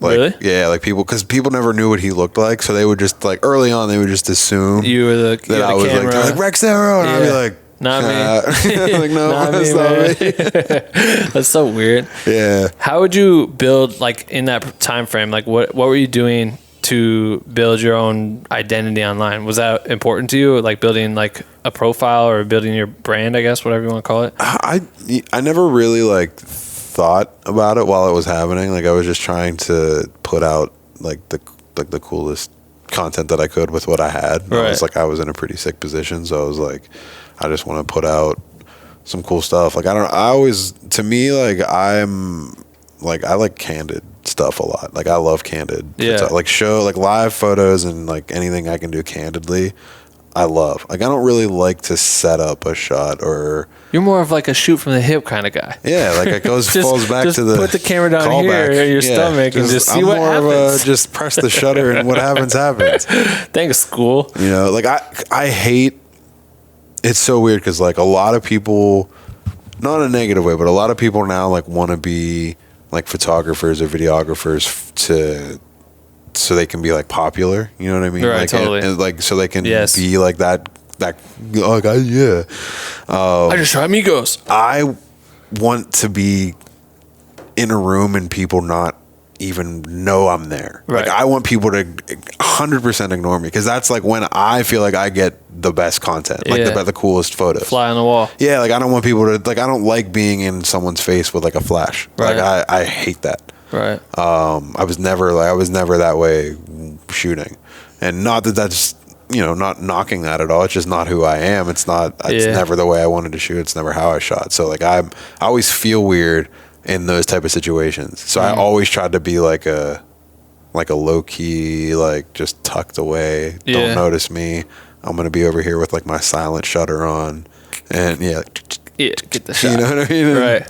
Hopefully get something cool with. Yeah, now I want to, hey Dave, can we make a note of this? I feel like we need to make a Black Window Cream fly on the wall shirt. Like I feel like that's been my life. You know what I mean? Yeah. Like, I mean, yeah, you can have friends. You can be. You eventually become friends with these people, so you have a real relationship. Definitely. But it's so crucial just to be able to like blend away. just be hidden. Like let them do what's natural in their habitat. Like if they're recording an album, you don't want to just be like, "Oh, joke! I got a joke! Look over here!" And Exactly. You know, you want to get them in the raw habitat. That's like the cool shit. I want to say it took like a year and a half for Mac to be like comfortable around Really? me. Yeah. Whoa. Because it was weird. Like he was very comfortable with Ian because that was who he His worked boy. with from the jump. Right. And then I remember the first time I ever went and shot something with him was he was performing at his high school's prom. Okay. And this was like a year after he graduated. So he knew some of the people. So it was like a really weird situation. Yeah. And I remember like I was out there, I was like behind him. We were outside it before we were about to go in, and I was like filming him, and it was just like he didn't even really know me that well. Like he just felt really uncomfortable with me. And then like it got a little better as like, because like I said, I spent that whole summer there. Right. So it got a little better, and that summer definitely got way more comfortable with me. But even like sometimes on tour, he would just be like, he'd like look over and be like, I forgot. Like I forgot you were here. Like Right. you know, and it would be like he would just it would like shift. You know what I mean? Exactly. Yeah. So it was like it took a little while, and then eventually it was he would be like, oh, it's just Justin. Like he's just whatever. Right. You know what I mean? Like it doesn't matter. Well, and I think that too. Like I feel like every artist or subject or whatever is gonna like get a little bit more comfortable over time. You know what I mean? Like definitely go try to shoot with a model, and the beginning of the day is gonna be the worst part of the day, Yeah. and then you're gonna ease in or whatever. But I feel like it was like that with Q. He was the last person I became friends with out of our tour package. You know what I mean? Like he just was quiet and kept to himself. So I'm like, I think the best situation or the best thing you can do in those situations is try to like. Like he probably stopped looking at you all awkwardly when he realized you were filming him. Once he realized what you did with the content, exactly, or shooting him. You know what I mean? Because then they're like, "Oh, cool." He felt comfortable once he knew that it was like in good hands. Essentially, he's like, "Oh, cool." He knows what to do with the shit. It's not weird. But like when someone just pulls up and they start filming for fucking ever, right? And you're just like, you don't even know what's going on. Yo, what are you doing? Like, what is the point of that? You've been filming for 4 hours. Like, stop. Yeah, like you don't need to film all this. I'm like, no, I do. I need to get it all. I want it all. But if you can do something cool with that 4 hours of footage, and then be like, all right, cool, keep filming for 4 hours. If that's what you're fucking doing, if that's your whole thing, like. Right. But that was how it was with Q for sure. Like, and then once I could show him, like, hey, here's the first episode. Do you like this? And be like, oh, all right. Yeah. You get. And he was. Yeah. Then it's just easy. Then you become friends, and then you know what I mean. Like it's just way easier. Or you could stage people easier. You'd be like, hey, can you come over here and do this thing? Like definitely with BNJ. Like as soon as like they understood what I was doing, it became way easier. Just be like, hey, can you come over here and do this thing real quick for me, or throw up the rock sign? You know what I mean? Like and just it's just so much easier. But would you get like opportunities to do photo shoots like for magazines or anything like that for publications? I got one time on the Blue Slide Park tour. That was like the only time. I never really got hit up for anything else. Really? Yeah, what was I? It was something so stupid. It was Teen Vogue. I got a picture of Mac and Ariana that it was in. That's I had to get it like cleared. I don't know if it was in like the physical copy, but I know they used it online. Yeah. And I think it was I want to say it was their Halloween costumes when like he was dressed up as Pikachu and she was Eevee and they had like blood all over. I'm pretty sure. I think that was the photo. It was something like that. They might have used a couple, but I just remember I was like, Teen Vogue. I was like, that's so random. I made it. Like I'm out here. Collect Teen the check. Vogue, right? But yeah, I never really. No. Did that? Was that ever of interest to you? Like, yeah, doing, I mean, I would like to. I just never. The opportunity never presented itself. Right. I just got a pretty cool. My buddy shoots for he does like a lot of like poker tournaments in Vegas. Oh, like dope. he shoots like I want to say like it's either like Poker Central or something like that. But he just recently asked me to come help him, I think, for the World Series. Damn, poker, that'd be this crazy. year, which would be really cool. That'd be super tight. Yeah, which I'd be out there for like a month or so, and I've never been in Vegas that long. It sounds like a really bad idea. Yeah. I've been in Vegas But if for you're like, working, maybe it's like, hopefully. The Good luck, temptation's dude. going to be there. Good luck, dude. I love gambling. It's Yeah. terrible. It's like in my fucking DNA. My Shit. whole family gambles. fuck. It's awful. Yeah. But I love it. Like I love Right. it so much. Like and I love poker. So Maybe like the whole time you're there, just take like 1 week's paycheck and put it into the yeah, I know. tables. Such a and then terrible idea. Everything though. else in the bank account. Yeah, For I safety. probably will do that. Honestly, but I don't know. Good luck, man. I'm gonna try to stay. Yeah. Bet on 12 or whatever the fuck. Yeah, no, There you go. midnight, bro. So then, how did things progress? Like, you're with them. You didn't do any of her tours. Did you shot some one-off shows at Yeah, first? so I remember I went and where did we go? I went with them to Vegas, actually. Weird. She was doing the iHeart Music Festival thing there at Yeah. the T-Mobile Arena. I remember that was I think that was the first time I was ever on a private jet. I was like that. This is fucking nuts. Like this Damn. shit's crazy. Damn. And we went to Vegas, and I got to shoot that show, which was really that whole situation was weird. So like we went backstage when we first got there, and I was like just like walking. I was like, oh, there's Pitbull, there's fucking Katy Perry. I was like, there's just fucking all these people Everybody. just like right here. It was really weird. And she did the show. I shot it. That was cool. And then yeah, like I said, I did a show for her in Omaha. She's playing arenas, right? Yeah, she was doing huge. I was on the tour. Like that was weird. It was like I was on the bus. Like I had my own bunk. Oh, so Like it was just weird. Like it was. I don't remember why I didn't do, because I did all of her like. I remember it was because Fredo couldn't do it for like the first like week. I'm pretty sure. Right. And I'd like filmed all like a lot of her rehearsal stuff like leading up to it. That's dope. I was with her for like 2 weeks. Without And Mac, or when was he just he there? was there for a couple of days, Right. but then he left. Like we were in Arizona, I think, for Phoenix for her rehearsals. Yeah. Like, she had like Sounds terrible. 5 days. Yeah, it wasn't great. Hot as a motherfucker. And then we went to. I don't remember all the places. I know Omaha. I vividly remember Omaha, but I don't remember anywhere else we were. I was there for 3 days. I want to say 3 shows, and it was cool. Yeah. I mean, but I've never really gotten to shoot like a huge, like arena like that, like for a concert. Yeah, it's gotta be different. It was very different. It was cool. Like I was just kind of overwhelmed. I was like, I'm not like equipped for it. Yeah. Like equipment wise, like lenses. I was like the longest lens I had was like a 105. Right, and just to do that, you're like, there's like pyro and there's Yeah, fucking, so I'm like chasing her around like this, and it was like a long stage. Like I remember the stage like went out, and there was like a thing at the end, and the main stage had like the actuators with like the lifts on them, Right. and then she was like steps and a long fucking walkway that had another stretched out walkway at the end of it. So I'm like running up and down like between. Damn. It was, yeah, but it was cool. Like it was tight to experience. You know, you work with what you got. So I made it work. I got some cool shit for sure. hell yeah, that shit was tight. I was like, oh fuck, he's Yeah. about to fucking come up on this shit. That's Yeah, crazy. That stuff was cool. Yeah. So then, did Mac put something out at that time when he was with her? So Divine Feminine came out, and then that was what, 2016. Divine Feminine came out to the Divine Feminine tour. Yeah, and then it was all. It was just a lot of shows then. That was like when we went to Europe, we went to South Africa. For the tour or for one-offs? For for festivals and stuff. Yeah. And then we did a festival run in Europe, and then we did festivals in South Africa.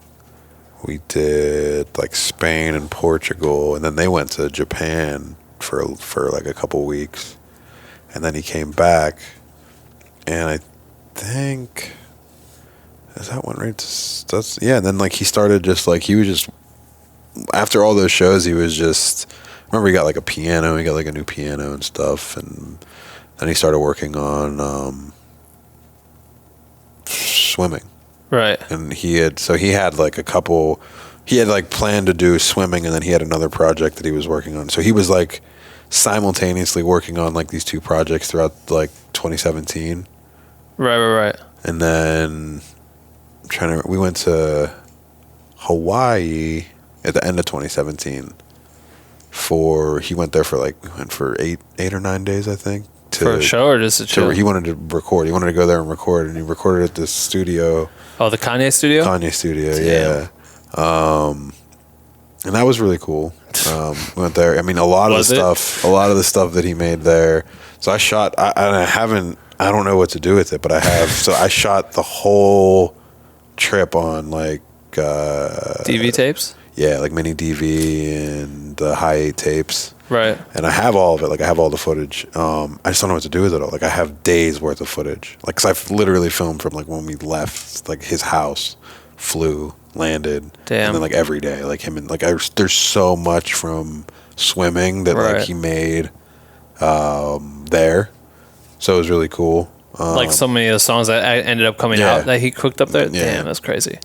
In 8 days. Yeah, and then there was a couple other songs that he made there that were unreal. That just never gonna see the light of day, but they were fucking incredible. Yeah. There's so many, man. There's so many. This man had so many songs. So many fucking records. Unreal. His fucking, like you said, his work ethic was it was crazy. Through the roof. He's always making something.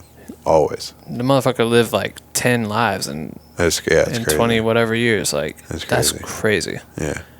Who just goes to Japan for 3 weeks just real quick? That's what, bro. I was so upset that I didn't go because they invited me because it was we were in. What the fuck were you doing? I kick myself every day about this, man. I was being such a diva. So we were in France or Spain, I don't remember, and we were only there for 4 days. So I only had this little suitcase and I had no clothes left. I had a mall, bro. They're like, let's go to Japan, and I was like, I don't have enough clothes. Was your fucking excuse? That was my excuse. I'm such a fucking asshole. I kick myself to this day. Fuck. Man. They went and got sushi from the fucking Euro. Yeah. Dreams of Sushi or whatever. The doc. Yeah. Oh my god. So upset, bro. It's all good, man. Yeah. One day I'll get there. Probably not to see him, but I wish I would have, because that shit's. I'm so upset. That's crazy. Yeah. That shit. I remember watching that doc. I gotta go. Bro, You just didn't go because you fucking had 3 pairs on tour. Let's just say I blew it. Let's just call a spade a spade. That's just the way it is. I guess. Shit. Terrible choices, man. So what was some of the last work you guys did together? So, because why didn't you ever move to LA? Just because it just didn't make sense, or just because I wanted to. I just never. I honestly was planning on it. Yeah. Because I remember we were talking. It was going to be this summer. I was going to try to do it. Because because I just moved. I moved out of my other place in Pittsburgh, and I moved in with a buddy of mine, so I could month or whatever. So just so I could save more money, because it was way cheaper to just move in with him, and I was paying half as much in rent, and I was like, cool, I'll just fucking save some money. When this end of this year, I'll just fucking move out there after, because we were about to do the swimming tour. Right. So I was like, I'll just move out there after that. Yeah. And so the last thing, so we did the self-care video shoot. Was the last thing I was out here for, and then he did the album release shows. He did the 3 shows at the Forum Hotel Cafe. No, it was it was the small little intimate shows. It was 200 cap maybe. Did they sell tickets for that? Yeah, probably sold out so fast. Right, in seconds. It was John Mayer came out the one night, CeeLo came out the one night. Right. It was really cool. That shit's crazy. It was really tight. So I have a bunch of some some footage from those nights. Damn. I have a bunch of I have all the behind the scenes stuff from the self-care video. So much iconic shit on your drive. Yeah, I have so much stuff, man. I hope you have that stuff backed up. Yeah, I do. It's goddamn. What sucks is I lost a year and a half ago. I forget where it was I think it was some Coachella footage maybe. But my whole hard drive crashed. Damn. I lost a whole drive. It was miserable. It was the worst. I lost a wedding. Fuck. That I didn't even get to finish. I lost a whole wedding of my friends. Bro.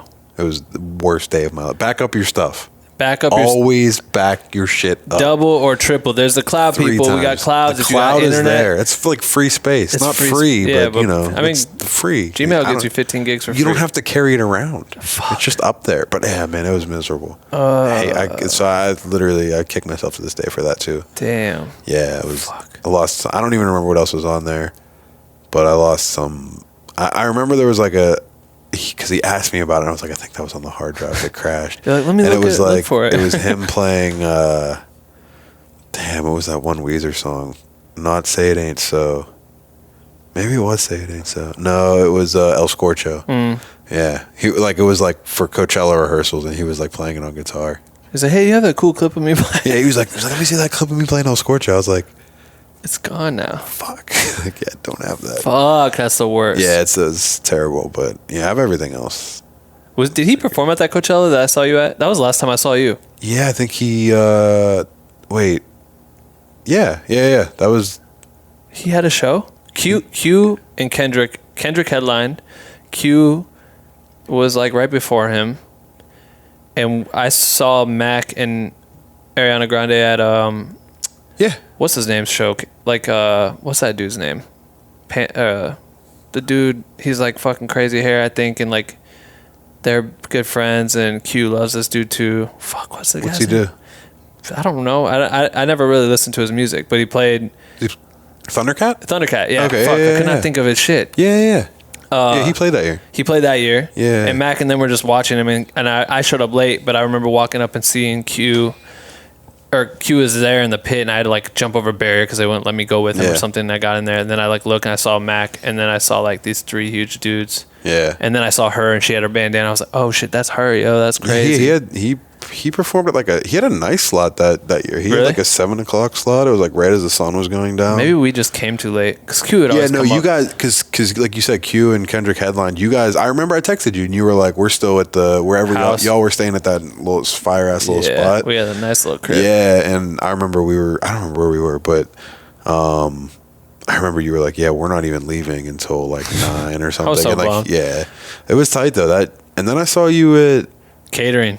Yeah, catering. That's what it was. Yeah. Tight. Yeah. Got to catch up at catering, man.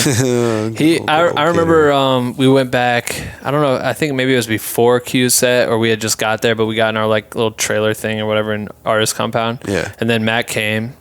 I have a cool clip of him coming with his mom and Ariana. Just coming in the trailer, and his mom was like talking. Q's like, I don't remember what he was doing. Probably like, yeah, mom, like whatever, hitting on his mom or some shit. Something Ridiculous. Yeah, something stupid. But I remember she came in too, and that was like my first time seeing like a pop star. You know what I mean? Yeah. I was like, wow, she's really right here. And I remember she like came in, and Mac and Q were just like talking shit to each other or whatever, and then she's just like humming. She's like, and, like Yep. I'm like, shit, she probably doesn't shut off ever. Yeah. And then I was like, hey, what's up? I'm Ben. And she's like, I like made her say her name. I felt so good about it. I'm like, I'm Ben. She's like, I'm all right. I'm like, I fucking know who you are, man. Like, everyone knows who you are. yeah, I'm like, nice to meet you. That was it. Yeah. I was like, that's crazy, yo. Yeah. She's right here. It's wild. It is wild. She's a wild singer, man. I'll say It's crazy. It's crazy. Yeah, it's fucking crazy. But damn, man, that was the last time I saw y'all. So then you did all those festival runs, did that last music video. So you did BTS for the one music video, and then they did another one after that? Or No, the next, Self-Care was... the last video. Yeah. And then the next thing was just those 3 shows, Yeah. which you were at. Yeah. That was Right. cool. Yeah. Fuck, man. That's crazy. Yeah. So then, shit, like how? So you went back home after that, and he was just at home. Yeah. I went back to Pittsburgh like after the album came out. I think I went back home. So that was August. I don't know, like 10th, 12th, something like that. Yeah. When did he pass? September 7th, I believe it was. Damn, that's crazy. So I remember the photos you shared were like really recent. Like you guys were walking that was around. from when, because it was some film I had like that I did, and that was from when I was out here for those shows. Damn. Because we went for a walk and like walked down to the store, like to that CVS on Ventura. Yeah. Yeah. Fuck. Yeah. So how did that shit impact you when you heard it? I'm sure it was straight shit. Oh, it sucked, man. It's I didn't even I don't know. Like, it was weird. Like, I didn't know what to do. I didn't really pick up a camera for a while. Like, I didn't really do much. Yeah. I was just kind of in a shitty space, I guess. But I don't know. I've been trying to do more stuff recently. I've been doing a lot of like food photography lately. Which, by the way, shit is fucking makes me hungry Yeah, when I you know, post man. these stories, and I I'm was like, updating my website earlier, and I was putting that on there, and I was like, fuck, man, this looks so good right now. Yeah. I wish I could eat like any of this. So, do you feel like you just started, with that shit, shaking everything up? Is this just like an outlet for you to try to like just, I don't know, clear your mind or whatever? Or like, Yeah, I don't know. I don't know what. I don't really know. I didn't really have any like plan because I was pretty committed to working with him. Like that was like that was my guy. I mean, it's like you guys had a whole camp that works. You know what I mean? Yeah. Check all those dudes. Like, yeah. That's a lot of jobs, which is crazy. Like when you think about that, like Nipsey, same shit. It's like there's a lot of people that they employ and take care of and shit. So it's like I remember thinking that for you. I'm like, fuck, man, because I think we had just texted like a couple weeks before that. Remember I was texting you about like doing music videos for him or something? Yeah. I'm like, yo, you need to direct like whatever we can do to help. Like we should talk about it or whatever. Like to try to take it to, because I feel like the hard part for like a photographer or videographer that's just like the day-to-day shit is that it's hard to get the opportunity to do something, which is so weird because you have like you're the closest. You're you know everything. And you're like the inside. You were the inside access. Like Literally right there. And I don't know what it is psychology wise or whatever it has to do with it with teams and camps like deciding who does what, but it's like it's so interesting to me that it's always set up like that. But that's what I wanted to like start initiating is like how do we shift that whole shit around? Like you totally should be doing a music video for him. It doesn't make any sense or whatever. Did you guys ever talk about that? Like, I mean, a couple times. Like, I mean, I did like one. I did two for him, but they were like super, just very random, like run and gun. Like we did. I did Thoughts from a Balcony from. Damn, what was that on? Macadelic? I think that was Macadelic. Yeah.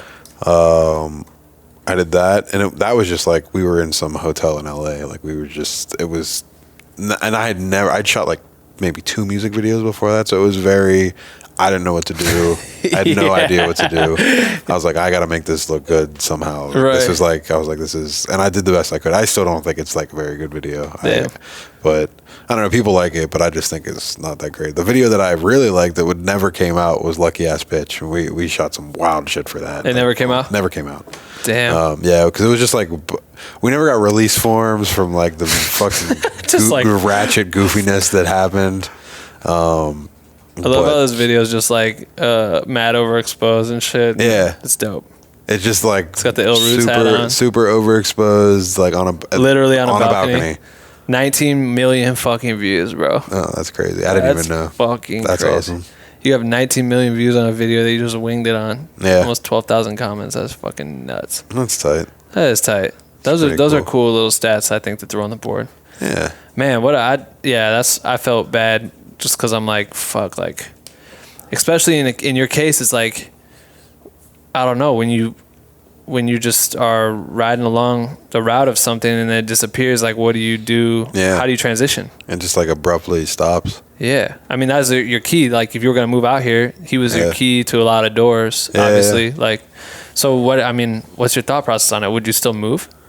Or did that set everything back? I mean, it's like, it definitely did. Like, I don't know, it put me in a weird spot. I don't know. It kind of put me in like this, like, I don't know where to go. Like I had like an out of Pittsburgh, and now I'm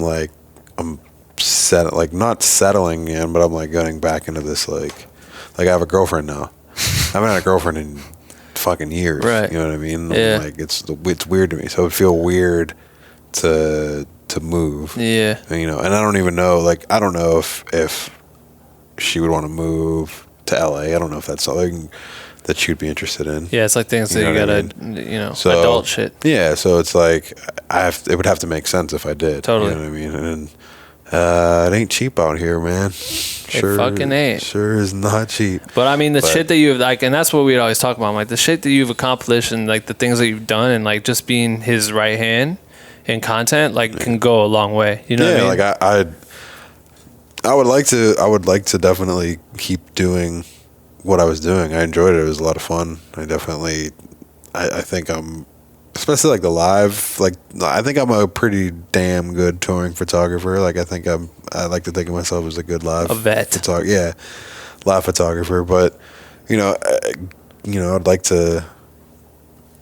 I would do it again. You know what I mean? If I was given the opportunity, for sure. But I just don't know where that route is at the current time. Were you you were out here for the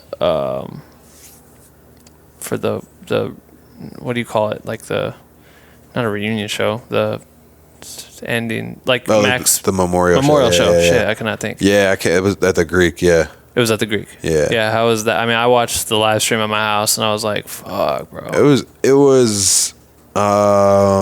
It was nice. It was like kind of therapeutic. I shot that, so like it was cool. Like they initially didn't like want me to shoot it. I remember being like, they were like, we have a ticket for you. I was like, cool, but can I have my press pass? Like, if anybody should be shooting this show, it should be me. And they were like, all right, well, we'll see what's up. And I was like, who's we? I was like, what do you mean? Like you were the management team. Like, let me. And they were like, well, it's Live Nation. And I was like, I don't care. Yeah, who gives a fuck? I was like, I literally don't. I was like, you go and you talk to whoever is in charge and you say he is going to shoot the show. So like they were trying to not let me shoot the show first. So I was like really kind of mad at that. But then like I ended up shooting it, obviously. Yeah. But yeah, it was. I don't know. It was. It was nice. It was. I thought it was really nice. I thought it was like pretty. Like I said, like therapeutic. Yeah. And it was helpful. And it's like the kind of like the, I don't know, putting a bow on it all. Like, yeah, I mean, it was nice to see everybody. You know, it was like there's all those people, like, you know, that. So many fucking people came through that shit. And I bet, I mean, think about how many other people probably didn't get a chance to get in there. I mean, there were so many people that wanted to, and it's just like there just wasn't enough time to have all of those. There's so many people that reached out to do that. I already and you know, but yeah, that it was cool. It was nice. Yeah, it's crazy to I don't know why I don't know why. I mean, the dude was super powerful, but for me personally, it's like I grew up on this kid. Yeah. And he grew up at the same time. I'm older than this motherfucker, but like I'm growing up looking up to him. You know what I mean? And so many of those songs, like you put on any song from any of those albums and it takes you back to something specific. Mm-hmm. You know what I mean? So when you hear like that show or whatever, any of the music videos or listening to it again, you're just like, it just has a whole different meaning to it. You know what I mean? Like, and every piece of footage that you ever picked up or any photograph you ever took is like forever iconic, like museum worthy shit. You know what I mean? Like he earned that. Yeah. And you were able to be there to capture that, which is so fucking wild. Yeah, it's tight, man. That's fucking crazy. Honor. It was really cool. I say this all the time whenever I'm like in a room with Jay or some shit or B, and I'm like, there's 7 billion people on Earth, and we're one of 7 billion that get to have that moment. Yeah. You know what I mean? Like, you're one of 7 billion people that got to experience so many fucking things. Like, just crazy, bro. It's nuts to think about. It's crazy. Absolutely crazy. Damn. It's crazy. How do you, I mean, like, what has it been like for you to, how do you deal with that shit? Like, what's your family like when you were doing all the touring stuff? Are you tight with your family? Yeah. My mom and my dad are divorced. So my dad lives in Delaware. My mom still lives in Pittsburgh. So I see my mom and my mom's side of the family a lot more than I do my dad's side. Right. But they were always really supportive. My uncle used to tour in like the 80s. Like he was like a roadie for Winger. Oh, and like he would tour like with Cinderella, like a lot of like 80s metal bands, like hair metal bands. So it's kind of been, and they always compare me to my uncle. So like they were kind of, they just were like, oh, it's almost thing. Like, you know, yeah, like you were meant to do it anyway. You know? So they were always cool with it and supportive. But yeah, I mean, they knew that it sucked when it happened, you know, so they were all really supportive about that. But yeah. Have they done anything in Pittsburgh for him memorial wise? Is there anything at like Blue Side Park or anything like that that they're doing? People said that they like tried to, I think there was like a thing that said Google Maps like renamed it like Mac Miller Park or Blue Slide Park or something, but I think that the mayor came out and said that there's like a certain amount of time that has to pass before they can rename something after somebody. I know people have painted like some murals. Like they're painting a mural right now at Alderdice, like the school, like his high school. Like there's a student there is like painting a mural there. I mean, there's stuff all over the city. Like they had like a huge memorial like thing at Blue Slide Park. That's crazy. And I remember I went like that. I think it was like that night or the next day or something. Yeah. You know, there was like it was insane, unreal how many people were there. Were you shooting or you just went? No, I just went. Yeah. I didn't bring my camera. It was I just went to, and I ran into a bunch of people that you knew, you know, and it was nice. It was just crazy how many people came there. It was unreal. It's fucking nuts. Yeah. And just to think out, I mean, there's so many people that absorbed his shit. Like, you know what I mean? But it sucks too, because it's like, I hate that we have to wait till Nipsey gets gunned down before everyone could tell him how dope he is. Yeah. Same with Mac. You know what I mean? Like, it sucks. People can run it back and be like, this is so iconic and these things, but it's like, I mean, I think and I know people say that a lot. It's like when someone passes, they're like, why did it take so long for you to and I don't think it's like people like trying to hop on like a bandwagon and like, oh, I like Nipsey. I think it's more of them being like, I want to know this legacy that I didn't even know existed. You know what I mean? Like maybe you weren't a fan of Nipsey or Mac, and you were just like, I didn't even know that this great music existed, and it sucks that this is what it took for me to listen to it. But now that I know, you know, now at least I get to enjoy this. Yeah. So I mean, it definitely sucks though. Like well, it's just crazy to think like if I don't know how what the substitute is, but if you look at like Nipsey or Mac. And okay, the impact and then the response that you get from Mac passing, replace that with Mac doesn't pass, but something does something where they all react that way anyway. Then what is he able to do with the power of having the support of all these people? You know what I mean? Like that's what's crazy is like, like to think like if Mac ever thought that this person, whoever insert name, Barack Obama or whoever the fuck it is that says something amazing after these people pass, like fuck, can you imagine what you could have done if you had this person behind you in your career or this, like that's crazy. And it's just so weird to think like, I don't know, sometimes it just takes that for someone to open up an eye or to take the time out to be like, okay, wait, what do they mean in their life? Like what was their life meaning? You know what I mean? But what do you feel like Mac left on the world with his entire package of his career? Man, just like I'd say positivity and the ability to just do what you want to do. I don't know, man. He was always like, if you ask anybody about that dude, he was always like the fucking like light of the room. Like anytime it's weird because he would make you feel like you were like the most important person walking into a room. Like if you walked into a room, he would be like, oh, like what up? Like, hey, like look who just got here. Like always, like no matter who it was, like, and that was always so cool. Like he was always like the light of the room without being like the center of attention. Right. You know what I mean? Like it was, you can ask anybody that, they'll all tell you the same thing. Like he was such a nice guy. Yeah. I love that. Fuck. So then what's next for you, bro? I have like questions from our community and stuff, but I do want to know, are you diving in this food game full-fledged? Actually, how hard is that? Because like lighting and making food look fucking yummy is nuts. The first time I did it, I was like, man, that doesn't look good. Right. I got to work on that. But it's, you know, I've done it a few times now and I've gotten pretty comfortable with it. It's not too complex. Yeah. You know. Are you doing it for like local businesses or how are you doing it? Yeah.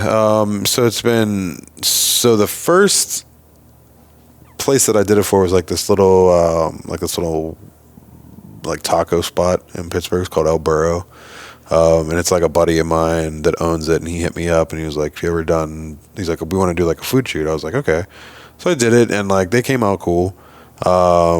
And then he also co-owns another restaurant It's like one of my favorite restaurants in Pittsburgh. It's like a Japanese, like they do sushi and they do like ramen and just a bunch of different stuff like that. What's it called? Umami. Umami. Yeah, just Umami Pittsburgh. It's like my favorite spot in Pittsburgh. Yeah. They hit me up and he was like, "I want you to do photos for us." I was like, "Sick." Did those, and then our old tour manager, Elise, and her fiance were opening a restaurant in Baltimore, like 20 miles, 30 miles outside of Baltimore. And they hit me up. They're like, "We saw your photos that you did for Umami. Like, do you want to come down and shoot our restaurant? Like, we're opening in like a month. I want you to come shoot our food." I was like, "Yeah, sure." Yeah. So I went down there and I shot, I did their restaurant and they came out really well. I just recently did another shoot with Umami. But I don't know. I mean, I like it, and I can eat the food after, which is cool. Right. That's fucking tight. But it's fun. I mean, it's something to do. Like I said, I might get into some poker stuff, which could be cool. I don't know, just looking for stuff to do, really. Right. But I'll shoot shows when they come through Pittsburgh. I shot the 𝐅𝐀𝐕𝐎𝐑𝐈𝐓𝐄 when it came Oh, dope. through like a couple months ago. That was pretty fun. It's always good seeing those guys too. Yeah. So, I don't know. Just fucking. The world is your oyster, friend. See what happens, really. That's dope.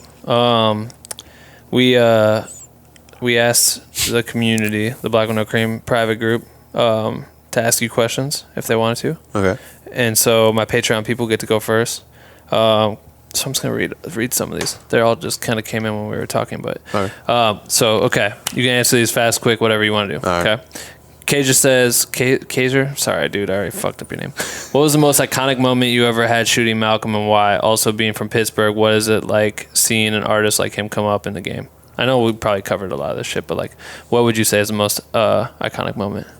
Man, that's hard. The one that comes to memory first, I think I recently posted it on my Instagram.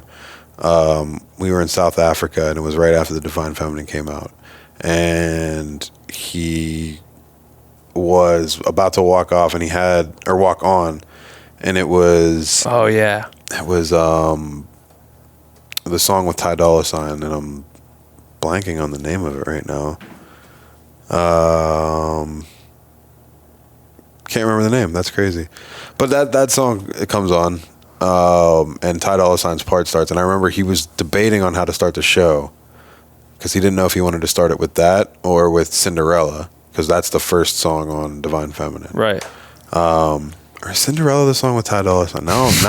Now I'm questioning myself, because that might be the song. But he was debating. He's debating the way he'd start the show. Okay, because he's like, I don't know if anybody's gonna know that. He's like, I don't want to just play, Ty's part in front of like this whole crowd and them not even know it. Right. He's like, because then it's gonna be weird and I just walk out. Yeah. So like he was going back and forth with that. He was like, I'm just gonna do it, and we were like, yeah, it'll be sick. Like it'll be cool. Like even if they don't know it, like it'll still be like a cool moment. Yeah. And like it came on, and the fucking whole, like literally the whole crowd was just singing the song, and he was so geeked. Like he was so fucking geeked, and that was like that moment. Yeah. That he like walked out, and that was one of the coolest moments to me. I don't know if it was the most iconic moment. Right. Because there were some cool moments. Like when we were in New York, he had he brought Ja Rule out. That was really fucking cool. So hard. So random. I was like, this is because we were in New York. I was like, this is insane. I was like, it's just Ja Rule. Like this is nuts. That was really cool. But yeah, after the show, he's like, Mac, I got a festival, man. I'm putting it together. Yeah, like we gotta come out, bro. Yeah, you gotta be there, bro. Everyone's gonna be there, bro. I wonder if Fire Festival was in his head during that current time. Hell yeah. That was I want to say it was like 2015, I think. Oh, okay, nah. I think that was the Good AM tour that he brought him out. Yeah, no. Probably not. That was funny. It was funny though, man. That's pretty dope. It was tight. It was really. I remember like, this is so sick. That's crazy. It was like, yeah, like 6th grade me was like, this is awesome. Yeah, for sure. That's fucking nuts. Aisha says, first of all, I want to say rest in peace. The world will never be the same. Thank you for capturing such an amazing person. Now, my question is, did you have a mentor or someone who helped guide or mold you into what you are today? Not really a mentor, just just other people, like just working with other people, like other creatives, basically. Like Ian was always kind of like one of those people that I looked up to, just because like all of his stuff was, I was like, this dude's sick. Like all his video work. Like to me at the time, I was like, I'd never be able to put this shit together. Like I tried. I'll be out in Final Cut and I'll be like, nothing. I'm trash. Yeah. Like this dude is crushing. Crazy, right? Like, he is crushing. I mean, he was my mentor. I didn't even know the motherfucker. Yeah, you know what I mean. So like he was awesome. Just like people. I had a bunch of people that in Pittsburgh that were really talented, like film wise. Like I had a buddy of mine named Dave. He moved to New York and he does like a lot of like fashion stuff now, which is pretty cool. That's dope. But he does a lot of really cool. He used to do a bunch of music videos. I don't know if you know this dude. You know a cat named Alex DeMarco? He was from Pittsburgh and he moved out here and he does like, I think he just recently directed like his first movie. Oh shit! Like a year or two ago. That's dope. But yeah, like just being around all those people. There's a lot of creative people in Pittsburgh. Right. Just being around them, it's just like inspiring. Like, oh, you're just trying to all just do cool shit. Is Pittsburgh where the Roots are from? No. No. Where the fuck are they from? Rusted Root is from Pittsburgh. Is that a metal band? No, it's that like hippie like jam band. You ever like that "Send Me on My Way" song? You ever hear that song? No. Send me on my way. You never heard that song? No. It was like maybe it's like a Pittsburgh thing. I might have missed it. I don't know. I thought they were pretty big band. Maybe not. All right, the Facebook group. Let's see what some people said. Yo, I don't even want to try to pronounce this dude or girl's name. Try it. Giuseppe? Sound it out. Giuseppe Zagami? Giuseppe? Is it Giuseppe? Giuseppe? Giusseppe? You might be ready. Giuseppe? Or you might be right. Sounds more than about I. right. All right, Giuseppe says. Giuseppe. What the fuck did I say? Giuseppe? Giuseppe. Anyway. Oh, damn it. I hate when I don't read these before. They basically asked how you became a photographer. What was it like being in front of, what was he like being in front of camera? We already talked about that. Sorry. So at least people know your name. Giuseppe. Yeah. Jessica Waffle says, Mac seemed like the kind of guy who keeps his crew tight. Were you hanging out as a homie or mutual friend on projects before he decided to bring you on board?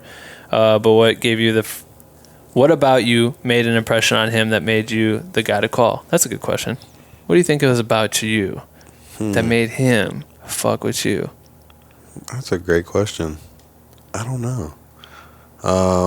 I mean, he like saw you around, so I don't know. What do you think? Is it like something about being like becoming comfortable, maybe, or? Yeah, I mean, I would like to think like I had a few. I remember I had a few like cool photos that he like really liked. Like I remember when he first followed me on Instagram, and I was like, that's tight. And I was like, because he had like he had like I don't know like 900,000 followers. And I was like, this is sick. I was like, he followed me. I was like, hell yeah. I was like, I'm in there. I felt the same way when Chris Brown followed. You know what I mean? You're just like, I was like, this fucking made this is sick. Yeah.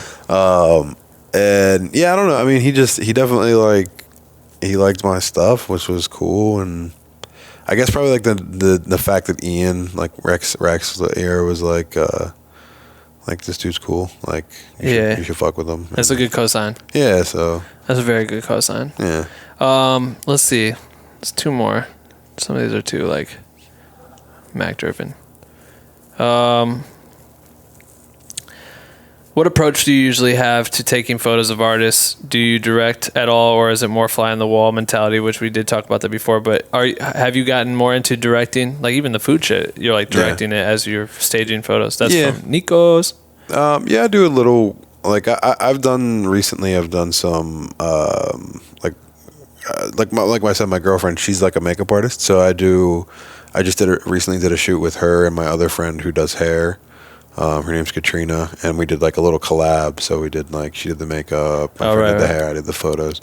But even in that, I'm so bad with direction. Yeah. Like, not that I'm bad at it. I'm just, if I try to explain how I want someone to be, they're just gonna look at me and be like, and what? Like just turn your I'm just head. like, just like bend this down a little bit and turn and I'm like, anytime I try to tell somebody how I want it, they never understand. I know. It's a whole nother game. It was nice working when we did this last shoot, because like the girl that we worked with is like, she models all the time, so she was just like hitting all the natural like model poses, and I was like, sick. I was like, just do that one again. I was like, just bring your hands down a little bit, like, so that was easier. But usually like 95% of the time I'm just like act natural, right. Let me capture and docu style. Yeah, and like I said, I do my friend's band that I never got back to, the Common Heart. They're sick. Right. You have to check them out. Definitely. So there's 10 of them in this band. Holy there's fuck. fucking 10. So it's like the K-pop group I just shot. Yeah, so it's like hard to like, I just usually like look, what I do with them is I'm like, I don't want them just staring there, like standing there staring at me, or I'm just like, talk. Like, you're all fucking hilarious people. Right. You're all like really great, nice people that communicate well, and you're all friends. So just talk, crack jokes, and that's what they do, and that's when I get the best stuff from them. Is Right. when they're not like real paying attention to me taking photos, like they're giggling about something that one of the like the guitar player said, Right. like he made, whatever. So that's funny. yeah, I'm more of a like a I guess like a running gun. Even when I'm doing like shit like that that's pre-planned, and I have like when I got the lights out, like it's still gonna be just see how it goes. Right. That's just the way I shoot. That's I don't know. That's always been the way that I shoot, and it works out. I like that. I'm with that. Let's see. One more question. One more motherfucking. All right. Kylie, I think. Kylie. Hurtado. I don't know. Sorry. If there's one thing I'm great at, it's not pronouncing names. Me too. Sorry. If there was one particular project or thing that you wish you had the opportunity to complete with Mac, what would it have been? Is there anything that you ever dreamt about doing with him? I mean, obviously, there's millions of things that you guys could have done together in the future, but I would have liked to have like directed a video. I mean, I did forget about that. So we did kind of do the one Stay off of the Divine Feminine. We shot in Utah. Did it come out? Yeah. Oh, tight. So, and it was like very. So it was like me. It was me, Jimmy, like Mike's best friend, and Ariana. Were like the crew. The crew for this. So we used the one. She's dude, like a key grip. Yeah, we used the GoPro drone, and we used some footage from just my camera, and because it was so. I don't know if you ever went there. Have you been to? Did you go to Utah with like Q? No, but I mean I've been to Utah.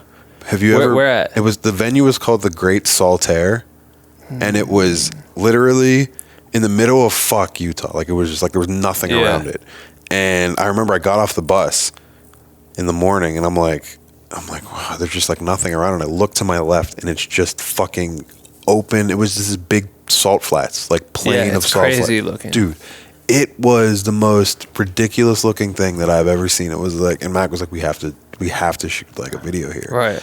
So we like, it was so just random and so run and gun and naughty. I don't want to say half-assed, but like there was not a lot of footage shot for it. Like just like a couple takes. Yeah, like a couple takes, and I was like, I don't know if this is gonna work. And that's why like a lot of if you watch the video, like a lot of the takes are really long. Like the shots are long because there's not anything to cut but to. like the way that it worked with the music, like as we were like, this is it's kind of sick. Like it's just real simple.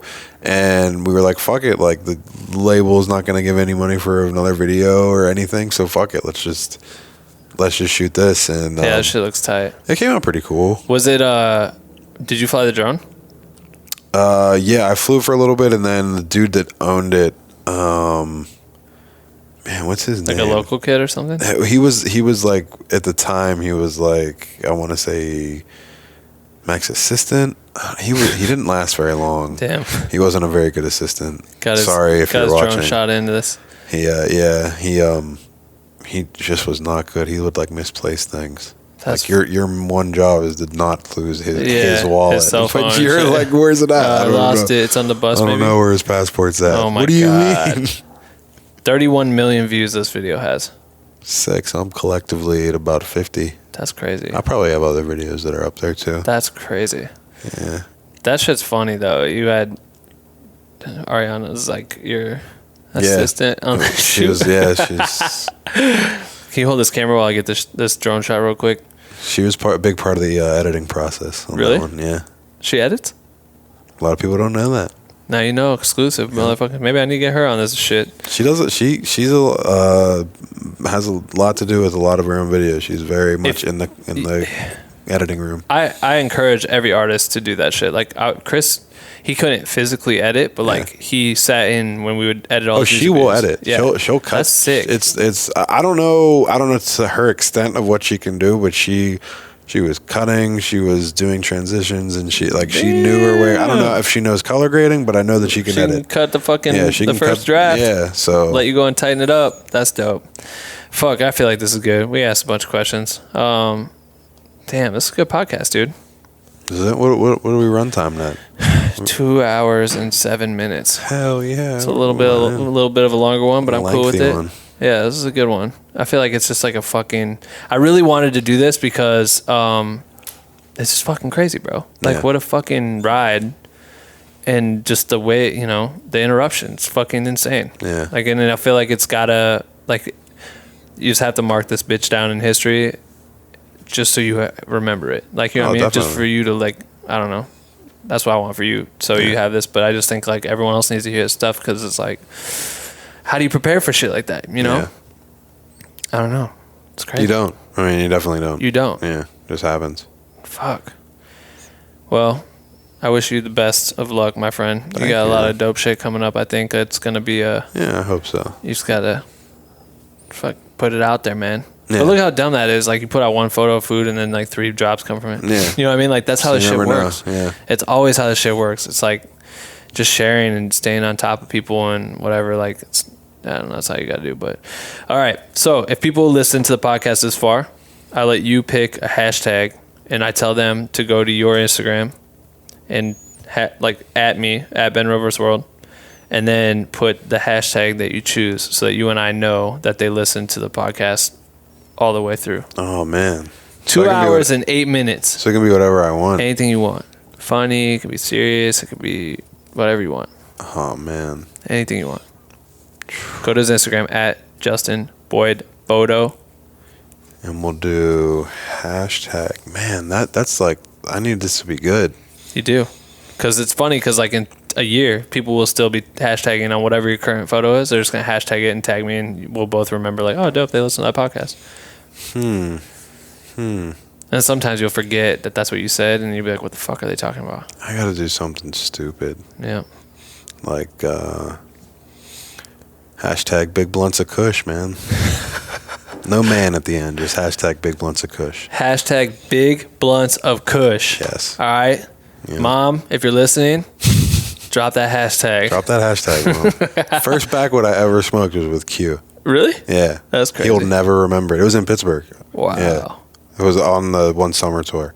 I just remember, and he had like, I just got on the bus and he had fucking millions. So yeah, I was like, I guess I'm smoking a backwood today. Yeah. And that shit was crushed me. Shit, that's funny as fuck. Hilarious. I wish I would have been around with Q at that era because that would have been fun as fuck. Like, oh, he was a blast. Yeah, he was a blast. I was only at like 2 shows for that tour, but yeah, he's a fool. He definitely fucking is, man. He definitely is. All right, dude. If how do you want anybody to look up your shit aside from Instagram?